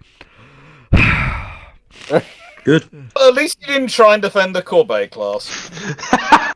CQ in there. The best Keep going. they get even better because they were Honestly. actually considering doing a super Danton arrangement instead of a dreadnought for a brief period. I don't want to set the it the- world is it the on Commando? fire. I mean, it was the answer. The response was it needs to have more ammunition and bigger anti-torpedo boat guns. Remind me, But, was it the Corbeils or the Bretongs that had the ludicrously short range? Well, the range, both. the short range thing is somewhat overstated. Corbeil. Fleet, When I you want to cons- direct you to Dr. Clark's, like, the look on Dr. The, Clark's what- face. the Right, person, yes. the person who said that to me was the man himself. The short range thing, yeah, they have range. That is true. They do. That they just overstated. Well, anything with But- something more than 0 has a range. But their accuracy at long range, as I seem to remember telling you, was intriguing. Yes, and Where the short range yes. thing has evidence, and there's some benefits when you say if you want to actually hit your target, rather than hit the field 3 fields across from your target. You know, it's always horrifying when when a historian says something's intriguing. Hey, at least Well, the that Brittany's is- weren't that bad. Nobody. least Look, the remember the British grade, weren't that the grading it goes in historian speak is interesting. Really? Intriguing? And are you quite sure? Why? Oh, why? You don't want to hear the phrase that comes after are you quite sure? No, I can imagine. Honestly, Okay, I'm very okay. curious. I'm curious Finally. now. I'm Finally. curious, Said in public or on the like, record. I'm Yeah, curious what finally. circumstances it said in. But yes. Next question. Finally, a question that I can answer, and I know that everyone will agree with me on. CQ, he's got a because whole it's- video on that. Because Yeah. this is something that's fairly There's straightforward. a whole video on the, to- on the long Okay, beach. right. Let's see the question. Question here we 4. go. During the Falklands War, is it possible to send the invasion fleet, the sky and sea around the Falklands, with only 4 Flight 1 Ticonderoga cruisers with twin-arm launchers? Are they going to be overwhelmed by Argentine attacks, and would all ships do a better job than the Royal Navy AAW warships IRL? Would all ships survive unscathed? Flight 1 Tychos can have a maximum of 96 SM-2MRs, or fewer. Let me put it this way. If the Argentine Air Force is stupid enough to come anywhere near the Falkland Islands, it will cease to be an operational force by the end of day 1. Hawkeyes and F-14s. That's all you need to say. Yeah. It's 4 Tychos. It's 4 Flight 1 Tychos. I mean, if you just have 4 Flight 1 Tychos, I mean, the biggest problem you're going to have is covering the area that you need. Yeah. Because you don't have any ER ships. But your high-value assets will be very safe. Mm-hmm. Yeah, like, if they loft an SM-2MR at something, that thing's probably going to die. Oh, Well, the other problem here is you still run in... Here's the thing. With SM-2MR of this period, you still run into the problem of Exocet is an incredibly difficult target. They really don't get proper anti-sea skimming capability with SM2 until the Block 3s, which are 90s. Yeah, that's 90s if they're even in service. But it's sea skimming defense for anything but point defense missiles was not really a capability that came around until like the 90s and 2000s for most, say, medium range or longer range SAMs. You could get some marginal capability, but it wasn't a reliable intercept. For point defense SAMs, you see it start coming in right around the Falklands. Heck, the U.S. Navy and some of the reports directly mentions the in-development program rolling airframe missile at the time, which was the ideal and something they would have fielded fully in the 90s throughout the fleet, were it not for the budget cuts and drawdowns. And we're only really seeing the U.S. Navy put that plan back into mention now with the surface combatant force. But the thing is, you're not getting 4 Ticonderogas down there in 83 by themselves. At minimum, you're going to get a bunch of OHPs. Realistically, if you're sending 4 Tychos, you're not sending 4 Tychos. You're sending a carrier strike fleet if there's that many Tychos. Realistically, you didn't tend to see more than 1 Tycho per carrier when you look at the deployment history, even in the Atlantic Fleet. They tended to get paired with NTU ships that had SM-2ER. Well, they just wanted them to go around. Yeah, or another double-ended SM-2 MR cruiser to go with the carrier. And there were plenty of carrier deployments that didn't have them because there just weren't enough Tychos to go around. You don't see the Tychos come out in number until you start getting to the VLS Tychos in the 90s. And that's when the majority of the 20-something number, I'm forgetting, I think it was 22 VLS Tychos that got built. That's when they got built. I think there were a couple in the late 80s, but... I mean, let me put it this way. At the end of 1989, there were about 14 Ticonderogas in service total. And one of them had just ended service at the end of the year. So yeah, there were no Ticonderogas to send when the Falklands actually happened. I think there were some. Ticonderoga herself commissions in January of '83. So okay. Never mind then. No, she was probably doing trials before that, but yeah. But even if we're talking things like the Virginias, the Californias, they would make a huge difference down there. You probably get Long Beach. So I think there were a couple U.S. carrier groups that deployed. Let me pull the webpage up again here, and I can look because there were a couple U.S. super carriers that deployed in '82 in Atlantic Fleet, and I can pull what their escorts were. And there was one other, at least one of them, which was actually very, very southward in its movements. There was one in late '83 that went down to Brazil for some joint exercises after coming out of the Mediterranean from completing bullying some Mediterranean coastal states. Let me dig up the web page. This one's thanks to What Is Moo, linking it to me. Just gotta find it. Meaning of life, universe, and everything. There you go, Fleet, for a bit of horror. Huh? Sorry, Fleet just sort of asked basically what question are we up to and out of how many? So far he's excluding the 2 Patreon ones, so of the questions asked in chat, we're at 15 out of 42. Yeah. We are doing 2 more ramblings this week, I think. Fleethead almost caught up. So, just for reference, USS Forrestal deployed to the Mediterranean and Indian Ocean in 1982. She left port on June 8th, 1982. Note the timing of that. She had 2 squadrons of F-4Ss aboard, 2 squadrons of A-7Es,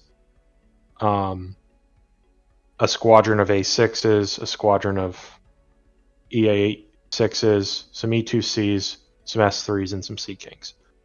Her escort consisted of USS Wainwright, CG-28, USS King, DDG-3, McDonough, DDG-39, Manly, DD-940, Estosin, FFG-15, Vreeland, FF-1068, 3 replenishment ships. So that's sort of what you're looking at. And by the way, on that deployment, she was executing combat operations, albeit in the Eastern Mediterranean.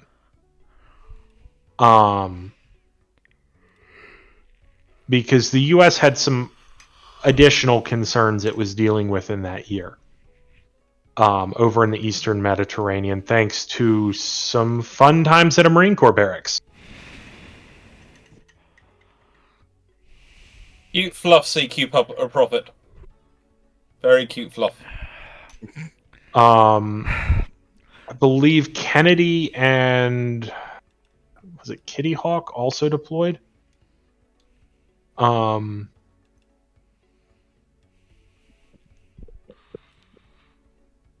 As well. Give me one moment.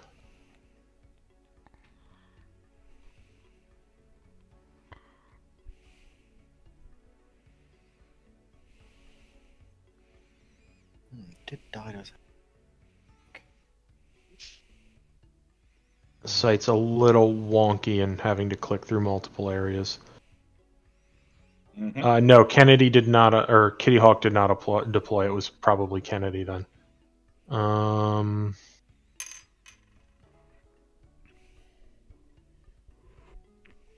was looking through all of this stuff for some. Yeah, so Kennedy deploys to the South Atlantic, starting in Mediterranean, starting in September of '83, end of September. She notably did not have an escort for the South Atlantic part, but she deploys with 2 squadrons of F-14As, a squadron or 2 squadrons of A6Es. You'll note she does not have any A7s, which are light attack aircraft. A squadron of a detachment / squadron of E2s, a squadron of EA6s, and then S3s and Sea Kings. She makes a stop in Rio de Janeiro and then moves on to the Mediterranean, where she makes stops in Naples and in Haifa. She also made a deployment in '82 to the Mediterranean and the Indian Ocean. Again, with very minimal non-recorded escort, if any. I presume she probably had some, but that was probably from forces already based, just with how the U.S. did its structure at the time, from forces that were already present in the Mediterranean.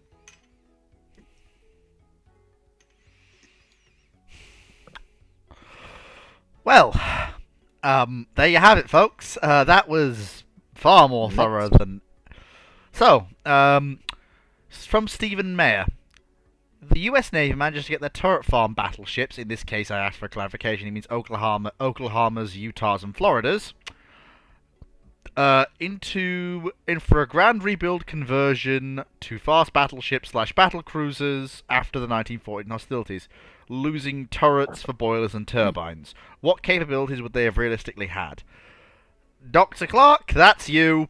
That's a you question. The capability of being giant wastes of money. Well, yeah, apart from that, which is obvious. What are you, in the nicest way, to get those to work, you're cutting basically most of what gives them an actual edge. That's my thoughts, You're exactly. cutting their turrets down. Basically, these are slow-hulled ships, so to get those hulls up to anything like fast battleship battlecruiser speeds, you are... The amount of power you're going to have to add to the amount of boilers, the amount of rebuild. Look, it's just cheaper and honestly going to cause less of a fight. And you could probably get Senator Tillman to sign off on this to just build new ships. It's cheaper. By a long margin. Because the amount of work... Honestly, for those ships, you might actually have to slim them down. Cyclic, I'll take your view on this as well, but it might actually be the only way you can get them to achieve battlecruiser speeds in that period of that point, which is, I'm going to be nice, I'm going to say 28 knots. I think you might actually have to go on a diet and actually... I'm not sure you can. A hull. I'm not sure you can. I think you... Well, let's put it this way. Cyclic, you can do it, it's just going to be chronically expensive. That's the answer. As my dad used to say in naval architecture, there's nothing you really can't do as long as you're still making a ship that floats. But in naval architecture, but not in... It's going to be it's cheaper to build a new ship than to do it. Not in the reality of building ships in a democracy. Yeah. I said, it's a case of you can do it technically, but God knows you won't be able to afford it. Because it'll cost about 3 times as much as building one from new.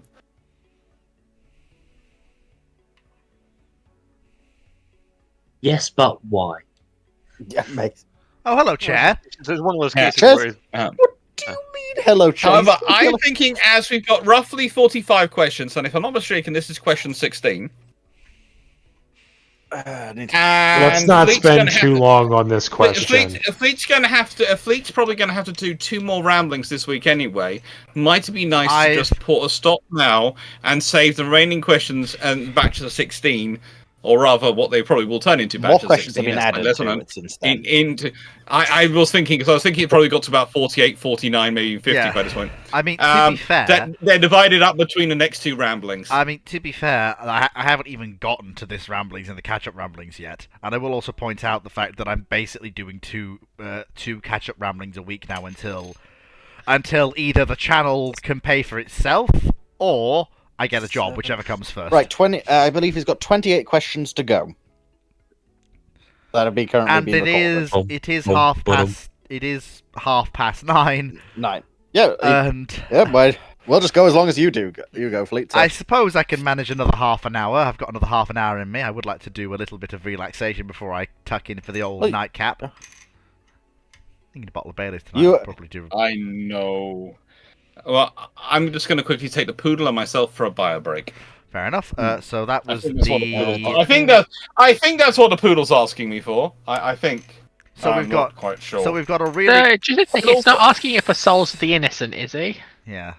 He could be asking for some sort of revenge on Fleet at this point. What have I done? He's trying to give Fleet a break. Everything.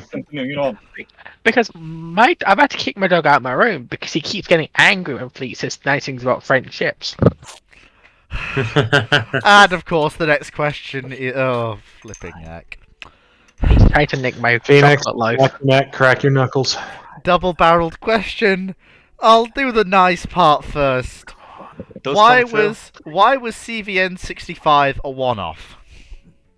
And then I'll do the other part. She was wild. So to put it mildly, she was wildly overbuilt for what she was, which drove her costs up, leading to the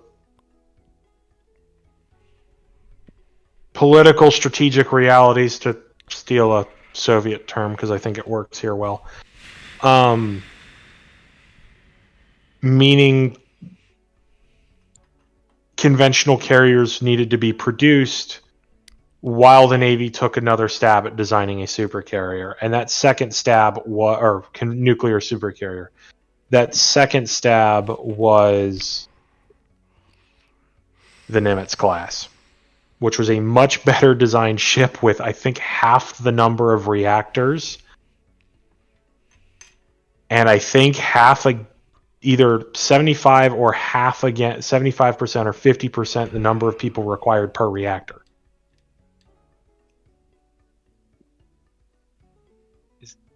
Mhm. I believe it is actually. You're wrong there. It's a quarter of the reactors because Enterprise had 8 reactors. There you go. And the Nimitz has 2. So Yes, there you go. Yay! Whoops. That was the fun bit. Now comes the bit that means I'm putting on a tin. Wellesley, CVN in this period means carrier nuclear.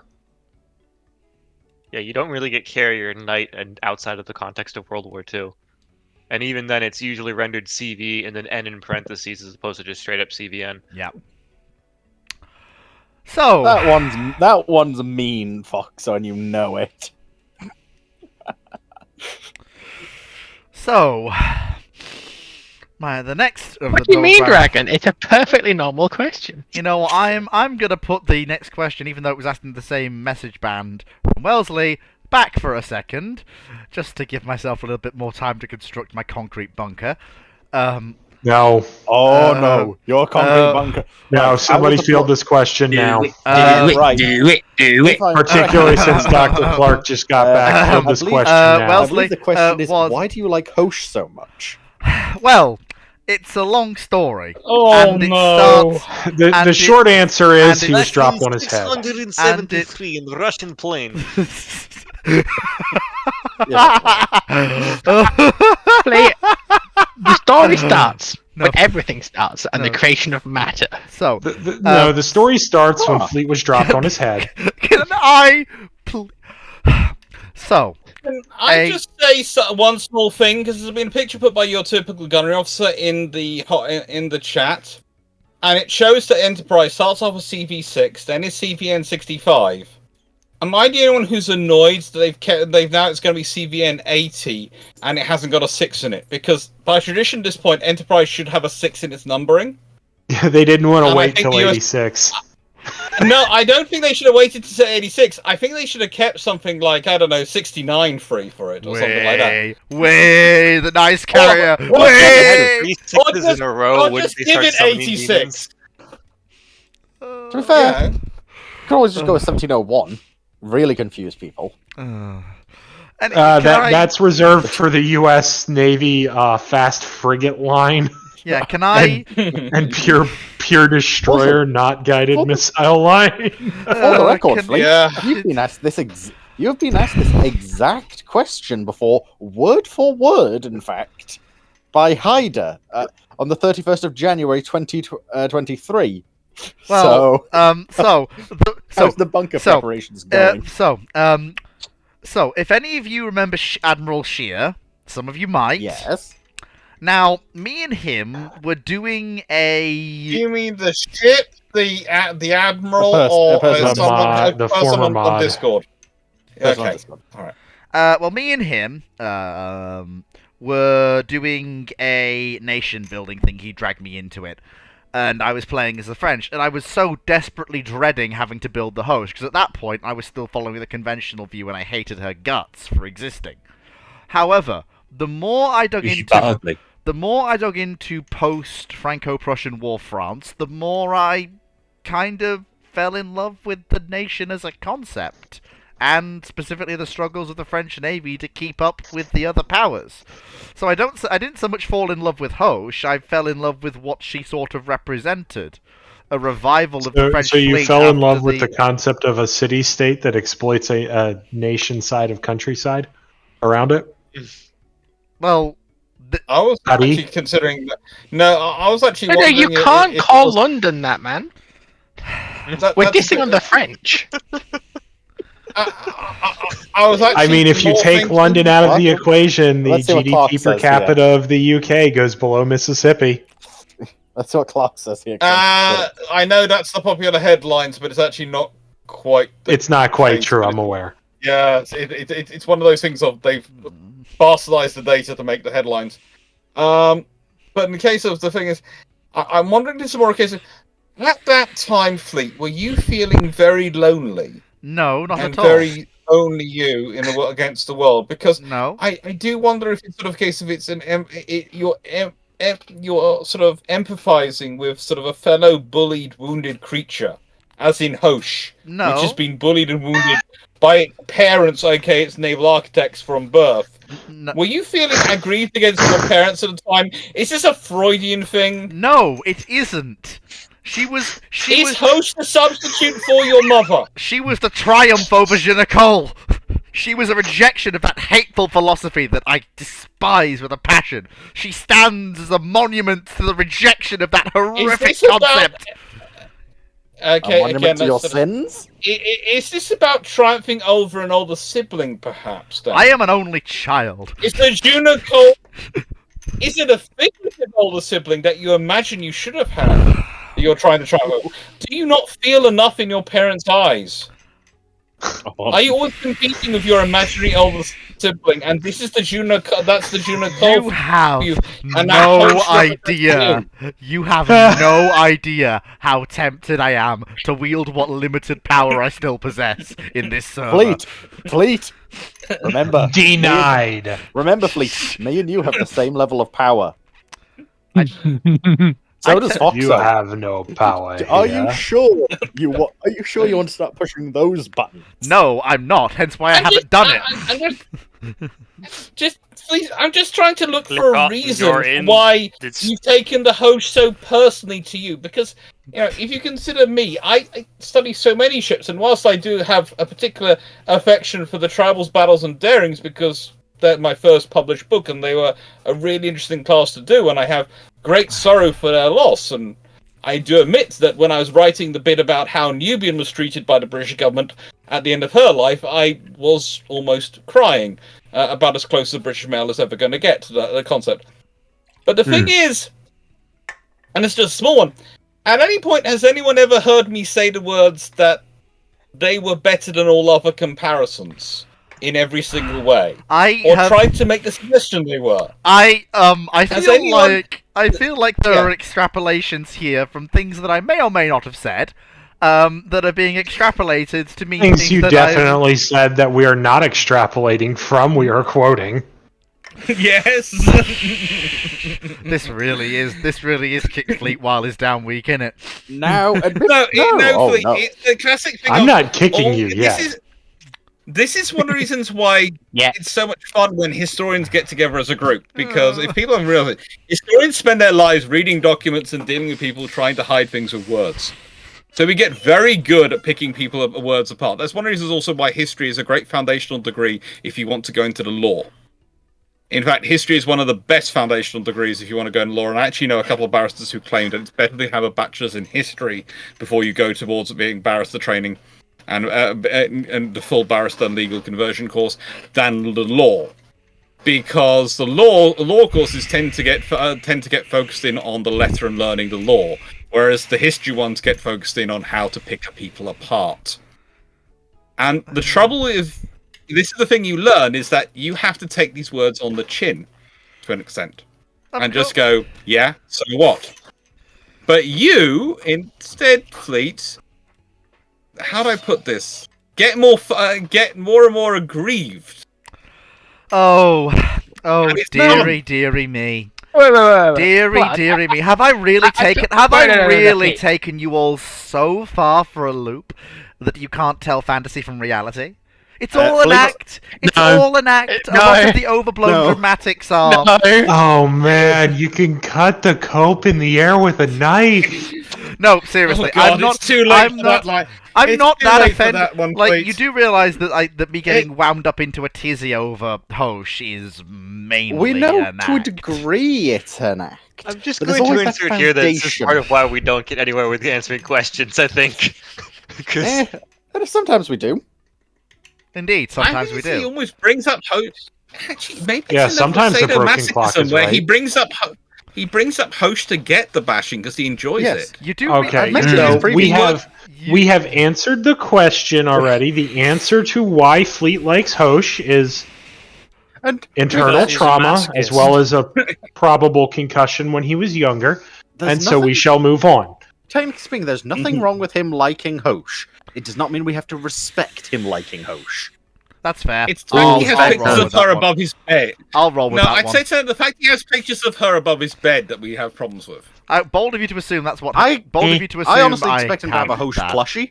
No. It's ballsy I- to I assume think he has he a does. bed. I think I Hey, think he has a plush. I think he has a Hosh body pillow. that'd be the day. Unfortunately, I know he doesn't. 'Cause Sol hasn't finished the art for me to print on one to send to him. You what? Yeah, Yeah. I will categorically refuse Love to Noel. accept. I will categorically man, he refuse. just got. Oh, Oh, oh yeah. yeah, like Fleet. I didn't realize he was Nagato at Bikini Atoll. Like Fleet. Oh. Did you not hear that Sol finally ready to take on Fox's commission? I had heard, and I'm dreading what comes out of it every day that goes by. Because Okay. Oh, the things I do drink at a pub with you. I'd be very boring to drink at a pub because I don't like alcohol mostly. you know, I don't drink You alcohol. are- I'm fun well, enough. This is what I am like you sober. know, I it's was. fine, Drago. You know, don't I worry. was- I You and I was will be sitting there considering- rocking the soft drinks and having fun. You know, I'd was rather, con- like a nice ward room where you've got a crackling coal burning fire in front of you, surrounded by books and just the smell of history from all of them. I was. That's a pub fine then. have a nice, evening. I was I have a considering. nice That's pub called like that mold, round the but- corner. You know. I have a Right. nice pub like that round the corner, so it's Unfortunately, fine. I'm in the north, so most of our pubs are not that fancy. Speak for yourself. There's some of them, but Also, Dragon, You I need to can find drink a the better spirits closet of both pub. of us. Yeah. I can drink the I have spirits to of say- both of us. true, I you would. can. To be, Um. and I would say, Dragon, the mm, pub. There's a pub not too far away from called Tricky's, which I think you and Foxo would love More than likely. because it's got some great accommodations, but it's a really nice old pub with lots of, as I said, books and crackling fires and huge selection of food. Really nice. Yeah, I mean, and when I say huge selection of food, to give you an example, my sister, as I've said before, is one of those people who's gluten free because she's allergic to gluten and dairy. She's fun to take out to play. And she said this when she went in there, and I said, "That's fine, don't worry. You just pick your desserts. They come from the box."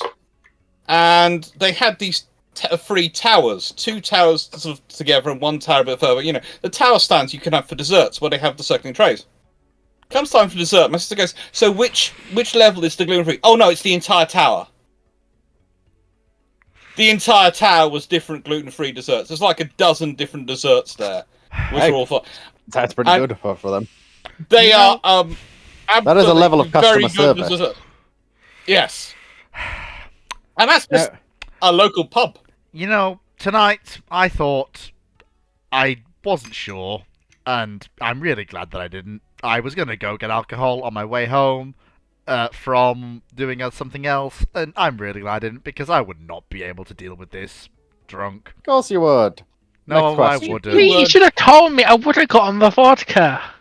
Because I'm fun on the vodka. No, you are not. no. You're not allowed vodka till Friday. Anyway, moving swiftly onwards before Fleet loses what's left of his mind. Next that- question. I was going to say before Dragon runs into trouble. The two Yeah. the two marbles that were in my head are now down to one, and that Well, one she's got marble is work about tomorrow, to split in Flint, half. Clark. Joke's on you. You thought it was two. I keep saying it's one that's split into two. No, It's no. so it's the two That's halves where we're clashing at now. together? That's where we're at now. It used to be Fleet, two. you were past that a while ago. I don't know. Sometimes. Yes, Fleet. Question. One of these or do you days need I'll. me to? Bob, Or do you Bob. need me to give you it? No, I got it. One of these days I'll get myself a MacGuffin. I'll show you all what for one of these days. A MacGuffin? Anyway. You mean something that'll break in front of you? Question 195 from 1931 on YouTube. If the Royal Navy had tried to make a buddy tank for the Invincibles, what options would they have? You can't! You can't do a buddy tanker for the Invincibles. Congratulations, you just can't. Wait, buddy tank. Wait, hang on. Which Invincibles? He means the Invincible- Invincible through-deck cruisers. The light carriers. You can't! It's not possible. Oh, never. Oh, never Fleet. say that. I'm gonna No, Fleet. fleet. Fleet. Buddy tanker. Are we referring Fleetikins. to aircraft for the Harriers, or are we referring to a like USNS supply tanker for the carrier? I think they mean for the Harriers, which I would mean. I don't know if you can take a buddy tank kit off a ski jump. That's why I'm skeptical. I don't know if You feel can. They did. They did. they did. Yes. Anything's Yes, possible with Harriers enough were thrust. capable of taking off from the Tarawa with external fuel tanks. Well, there you are. That's the answer to that Got it. question. I'm going into my corner now. Oh. Sure. Yeah, Anything well, is you've got possible with one enough right. thrust. I'd add Fleet. You could also, with Harriers and naval aircraft, you could also, in theory, if you've got a fast enough helicopter, turn a helicopter into a Buddy Stores ship. A Buddy Stores aircraft to fuel them. I wouldn't It's want to not try it with a necessarily Sea King, though. It's not the. I wouldn't want to do it with Sea King. Notice I said fast enough helicopter. Yeah. There really weren't many of those in that era that had the payload necessary. Yes, for the record, No, Knight is but, you classified. He is referring to an aircraft buddy tanker for the Harriers. Yep. So that. Yeah, I mean, then your answer is the Harrier because they did it. Yeah, and I would say that on the Doesn't other make it scenario, efficient, of a buddy, but- yeah, there is that on the buddy in terms of for the ship. If you could make I suppose a buddy tanker for a ship in terms of an aircraft carrier would be a tanker which also had a full-length flight deck on its top, so it was sort of a a sort of escort carrier style thing. Not which even had maybe that. a I'm small, just thinking of a supply ship that can keep up with the fleet speed. Looks at the USNS Royal Navy Supply had in tons of those. Sacramento. The Royal Navy supply ships RFAs tend to do that. Didn't the Royal Navy do that with the Falklands, if I remember correctly? Hmm? Flap a flight deck on an oil tanker, or am I wrong? No, they took a container ship, I believe, and A container ship. welded. Yeah, the Atlantic Yeah. conveyor. The Atlantic conveyor. Honestly, what they did with her is actually quite interesting. Reading into her, a It's bit. also a huge argument for keeping a LHA/LHD capability in the Royal Navy. Yeah. Outside of the two carriers, because saying that, oh yes, we'll be able to use the second carrier for this job is No. rose-tinted sunglasses, shall we say? That depends on it, A, being available, and B, you're not going, actually, no, we're going to load every single F-35 we have, and every single F-35 we can get our mitts on. And every On single speed jet. ASW Merlin you can manage. Oh, yeah. Because they are dramatically better suited in terms of maintenance, availability, everything like that. If you're operating a helicopter from a carrier versus a surface combatant, you can use them in heavier sea states. You can maintain them easier, better. You can launch more of them faster to an extent. And Merlin is a big helicopter, even for something like Type 26. It is not a small helicopter, and it's a lot easier to deal with from something like Queen Elizabeth than it is for a Type 26. Yeah, I've been around one of those on a helicopter's flight, on a frigate's flight deck. It was definitely took up a large amount of space, but yeah. And what it also means is you can then Helicopter. operate things like your your Wildcats or whatever they are today. I think they're Hellcat or Wildcat, whatever Wildcats, it is. AW Wildcat. 159. All the Wildcats you have from your surface combatants. Even if that's in a If I'm not mistaken, that's what counter they did small during craft, CSG or even 21. just acting as a surface search asset with their surface search radars, which even in an ASW function is still very useful, even today, considering how many navies have to rely on conventional diesel-electric submarines, which are fundamentally tied to the surface. Yes. Yes, they are. So, to Next. end off this week's ramblings with a question that isn't going to cause the panel to A, implode, B, explode, C, explode in the direction of fleet, Or D, do execute you? yes. Oh boy. Here we go. Just ask the question before things Your go typical wrong. gunnery officer asks, why didn't the United States Navy reactivate or keep the New Jersey in active service during Vietnam up to the Linebacker 2 operation? She would have been a great asset in dealing with North Vietnamese sites near the shore. Simply put, they had more assets available to do the job than just her. You have the Des Moines showing up every now and Cruisers then. existed. Yeah, the Des Moines are the heaviest other assets that show up, but you've also got some of the rebuilt 6-inch cruisers. You've got some of the unrebuilt 6-inch cruisers. And to be honest, you've got the destroyers, because very few targets are really going to require those 16-inch rifles in that conflict. And when you have the automatic 5-inch 54s on even a frigate, the amount of shells that a simple single-ended 5-inch frigate can do, heaven forbid you're talking a double-ended destroyer in terms of guns, with the 5-inch 54 automatic, you're starting to talk about 2 guided missile destroyers, right? So I'm not even talking the Farragut's. But you're starting to talk about 2 guided missile destroyers that are better able to protect themselves from potential air attack, better able, and well, they're cheaper to keep on station. Oh, and they're able to match Iowa's secondary battery and can do it from farther offshore.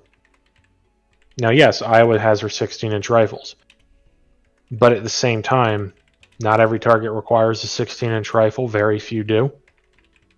And the ones that do, you're already smashing the North Vietnamese with air power. I would say... Like, there are That's a some small targets, thing. and there's a reason, and Iowa did show up. It makes a point, 1, and 2. There are some targets where making Olympic swimming pool style craters with shell fire is attractive. But there's not many of those. Doesn't she show up, blow up all of those targets that are validly available, and then leave once she's done that? She does a little bit more than that, but... Just make a point. I will admit, though, watching the Des Moines go rapid fire on some of the targets, it was very satisfying during Vietnam. Just, yes, 8-inch gun go, daka daka daka daka daka daka. When a single Des Moines turret equals the weight of fire per minute of an entire Baltimore class, pucker factor 11?